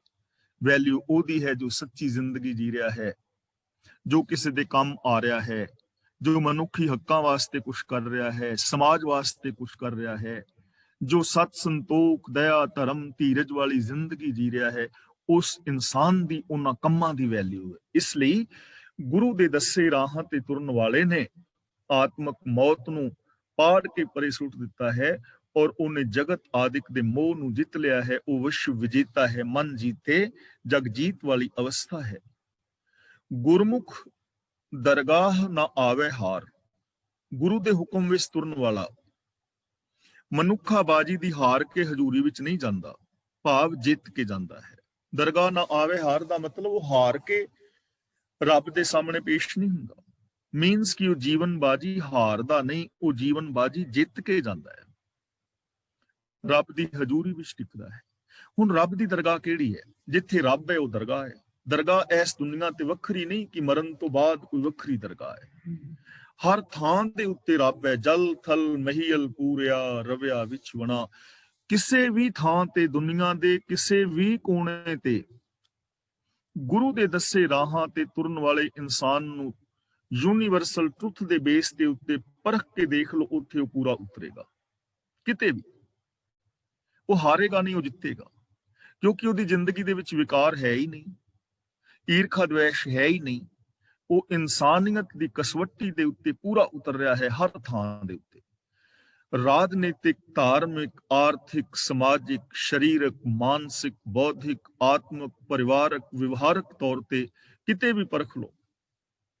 ਜੋ ਗੁਰੂ ਦੇ ਦੱਸੇ ਰਾਹ ਤੇ ਤੁਰਨ ਵਾਲਾ ਨਾ, ਸੱਚਾ ਸੁੱਚਾ ਇਨਸਾਨ, ਮੇਰੇ ਵਰਗਾ ਬਨੌਟੀ ਨਾ ਹੋਵੇ, ਉਹਦੇ ਨਜ਼ਰੀਏ ਨੂੰ ਪਰਖੋਗੇ ਉਹ ਸੱਚਾ ਉਤਰੇਗਾ, ਉਹਦੇ ਬੋਲਾਂ ਨੂੰ ਪਰਖੋਗੇ ਸੱਚਾ ਉਤਰੇਗਾ, ਉਹਦੀ ਸੋਚ ਨੂੰ ਪਰਖੋਗੇ ਸੱਚਾ ਉਤਰੇਗਾ, ਉਹਦੇ ਹੱਥਾਂ ਦੇ ਕਰਮ ਸੱਚੇ ਹੋਣਗੇ, ਉਹਦਾ ਤੁਰਨਾ ਸੱਚਾ ਹੋਵੇਗਾ, ਉਹਦਾ ਸੁਣਨਾ ਸੱਚਾ ਹੋਵੇਗਾ, ਕਦੇ ਹਾਰ ਕੇ ਨਹੀਂ ਆਵੇਗਾ। ਉਹ ਹਮੇਸ਼ਾ ਜਿੱਤਦਾ ਹੈ ਜੀਵਨ ਬਾਜੀ ਨੂੰ। ਇਸੇ ਨੂੰ ਜੀਵਨ ਬਾਜੀ ਜਿੱਤਣਾ ਚਾਹੁੰਦੇ ਨੇ, ਕਹਿੰਦੇ ਨੇ ਗੁਰਮੁਖ ਮੇਲ ਮਿਲਾਏ ਸੋ ਜਾਣੇ। ਤੇ ਇੱਥੇ ਹੁਣ ਦੋ ਮਾਤਰਾ ਲੱਗੀਆਂ ਨੇ, ਸੱਸੇ ਦੇ ਉੱਤੇ ਹੋੜਾ ਵੀ ਹੈ ਔਰ ਸੱਸੇ ਦੇ ਥੱਲੇ ਕੰਨਾ ਔਂਕੜ ਵੀ ਹੈ। ਅਸਲੀ ਜੋ ਸ਼ੁੱਧ ਸ਼ਬਦ ਹੈ ਉਹ ਹੈ ਸੋ, ਅਸਲੀ ਲਗ ਹੈ ਸੋ, ਹੋੜਾ। ਲੇਕਿਨ ਛੰਦ ਦੀ ਚਾਲ ਨੂੰ ਠੀਕ ਰੱਖਣ ਲਈ ਔਂਕੜ ਲਾਇਆ ਹੈ, ਇਸ ਲਈ ਔਂਕੜ ਪੜਨਾ ਹੈ, ਹੋੜਾ ਨਹੀਂ ਪੜਨਾ। ਸੋ ਗੁਰਮੁਖ ਮੇਲ ਮਿਲਾਏ ਸੋ ਜਾਣੈ, ਸੋ ਲੰਮਾ ਨਹੀਂ ਕਰਨਾ, ਸੋ ਥੋੜਾ ਜਿਹਾ। ਗੁਰਮੁਖ ਮੇਲ ਮਿਲਾਏ ਸੋ ਜਾਣੈ। ਮੇਲ ਦਾ ਮਤਲਬ ਸੰਜੋਗ ਦੀ ਰਾਹੀਂ ਸੰਜੋਗ ਬਣਾ ਕੇ। ਗੁਰਮੁਖ ਮਨੁੱਖ ਨੂੰ ਪ੍ਰਭੂ ਸੰਜੋਗ ਬਣਾ ਕੇ ਆਪਣੇ ਵਿੱਚ ਮਿਲਾ ਲੈਂਦਾ ਹੈ, ਤੇ ਇਸ ਭੇਦ ਨੂੰ ਗੁਰਮੁਖ ਹੀ ਸਮਝਦਾ ਹੈ। ਯਾਨੀ ਜੋ ਗੁਰੂ ਦੇ ਦੱਸੇ ਰਾਹਾਂ ਤੇ ਤੁਰਦਾ ਹੈ ਨਾ, ਉਹ ਰੱਬ ਦੇ ਮੇਲ ਵਿੱਚ ਮਿਲ ਜਾਂਦਾ ਹੈ, ਤੇ ਇਸ ਭੇਦ ਨੂੰ ਗੁਰਮੁਖ ਹੀ ਸਮਝਦਾ ਹੈ, ਕਿਉਂਕਿ ਉਹ ਗੁਰੂ ਦੇ ਦੱਸੇ ਰਾਹ ਤੇ ਤੁਰਿਆ ਹੈ। ਉਹਨੇ ਇਹਨਾਂ ਚੀਜ਼ਾਂ ਨੂੰ ਇੰਪਲੀਮੈਂਟ ਕੀਤਾ ਹੈ, ਤੇ ਇੰਪਲੀਮੈਂਟ ਕਰਨ ਦੇ ਨਾਲ ਉਹਨੇ ਇਹਨਾਂ ਗੁਣਾਂ ਦੇ ਰਸ ਨੂੰ ਮਾਣਿਆ ਹੈ। ਹੁਣ ਉਹ ਹੀ ਜਾਣ ਪਾਏਗਾ ਨਾ ਜਿਹਨੇ ਮਾਣਿਆ, ਦੂਜਾ ਜਾਣ ਨਹੀਂ ਪਾਏਗਾ। ਹੁਣ ਮੈਂ ਮਨ ਬਚਨ ਕਰਮ ਕਰਕੇ ਸੱਚ ਬੋਲਦਾ ਹੀ ਨਹੀਂ, ਤੇ ਮਨ ਬਚਨ ਔਰ ਕਰਮ ਕਰਕੇ ਸੱਚ ਬੋਲਣ ਦਾ ਜਿਹੜਾ ਸੁੱਖ ਹੈ ਉਹਨੂੰ ਮੈਂ ਨਹੀਂ ਨਾ ਮਾਣ ਪਾਵਾਂਗਾ। ਮੈਨੂੰ ਕੀ ਪਤਾ ਹੈ, ਉਹ ਹੀ ਮਾਣ ਪਾਏਗਾ ਨਾ ਜਿਹੜਾ ਇਹਨਾਂ ਗੁਣਾਂ ਦੀ ਵਰਤੋਂ ਕਰੇਗਾ। ਤਾਂ ਗੁਰਮੁਖ ਮੇਲ ਮਿਲਾਏ ਸੁਜਾਣੈ, ਨਾਨਕ ਗੁਰਮੁਖ ਸ਼ਬਦ ਪਛਾਣੈ। ਸ਼ਬਦ ਦੇ ਜ਼ਰੀਏ ਕਿ ਇਹ ਨਾਨਕ ਗੁਰੂ ਦੇ ਸਨਮੁਖ ਮਨੁੱਖ ਗੁਰੂ ਦੇ ਸ਼ਬਦ ਦੇ ਰਾਹੀਂ ਪ੍ਰਭੂ ਨੂੰ ਪਛਾਣ ਲੈਂਦਾ ਹੈ ਕਿ ਸਾਰਿਆਂ ਦੇ ਵਿੱਚ ਰੱਬ ਵਸਦਾ ਹੈ। ਉਹ ਇਸ ਚੀਜ਼ ਦੀ ਪਛਾਣ ਆ ਜਾਂਦੀ ਹੈ, ਉਹਦੀ ਰੱਬ ਦੇ ਨਾਲ ਜਾਣ ਪਹਿਚਾਨ ਬਣ ਜਾਂਦੀ ਹੈ, ਜੋ ਗੁਰੂ ਦੇ ਦੱਸੇ ਰਾਹਾਂ ਤੇ ਤੁਰਨ ਵਾਲਾ ਹੈ। ਇਸ ਲਈ ਚੰਗੀ ਜ਼ਿੰਦਗੀ ਜੀਣ ਵਾਸਤੇ ਸੰਸਾਰ ਤਿਆਗਣ ਦੀ ਲੋੜ ਨਹੀਂ, ਗੁਫਾਵਾਂ ਵਿੱਚ ਵੜਨ ਦੀ ਲੋੜ ਨਹੀਂ, ਸਮਾਧੀਆਂ ਲਾਉਣ ਦੀ ਲੋੜ ਨਹੀਂ, ਮਾਲਾਵਾਂ ਫੇਰਨ ਦੀ ਲੋੜ ਨਹੀਂ। ਗੁਰੂ ਦੇ ਦੱਸੇ ਰਾਹ ਤੇ ਚੱਲ ਕੇ ਸਤ ਸੰਤੋਖ ਦਇਆ ਧਰਮ ਦੇ ਧਾਰਨੀ ਹੋਣਾ ਔਰ ਮਨ ਬਚਨ ਕਰਮ ਕਰਕੇ ਸੱਚ ਦੇ ਧਾਰਨੀ ਹੋਣਾ ਹੀ ਸਫਲ ਜੀਵਨ ਦੀ ਨਿਸ਼ਾਨੀ ਹੈ। ਤਾਂ ਅੱਜ ਦੀ ਸਮਾਪਤੀ ਅਸੀਂ ਇੱਥੇ ਕਰਦੇ ਹਾਂ। ਕਿਸੇ ਵੀਰ ਭੈਣ ਨੇ ਅੱਜ ਦੀ ਵਿਚਾਰ ਵਿੱਚ ਕੋਈ ਸਵਾਲ ਪੁੱਛਣਾ ਹੋਵੇ ਤਾਂ ਉਹ ਸਵਾਲ ਵੀ ਪੁੱਛ ਸਕਦਾ ਹੈ, ਔਰ ਜੇ ਕਿਸੇ ਨੇ ਕੋਈ ਆਪਣੇ ਵਿਚਾਰ ਦੇਣੇ ਹਨ ਤੇ ਉਹ ਅਨਮਿਊਟ ਹੋ ਜਾਏ।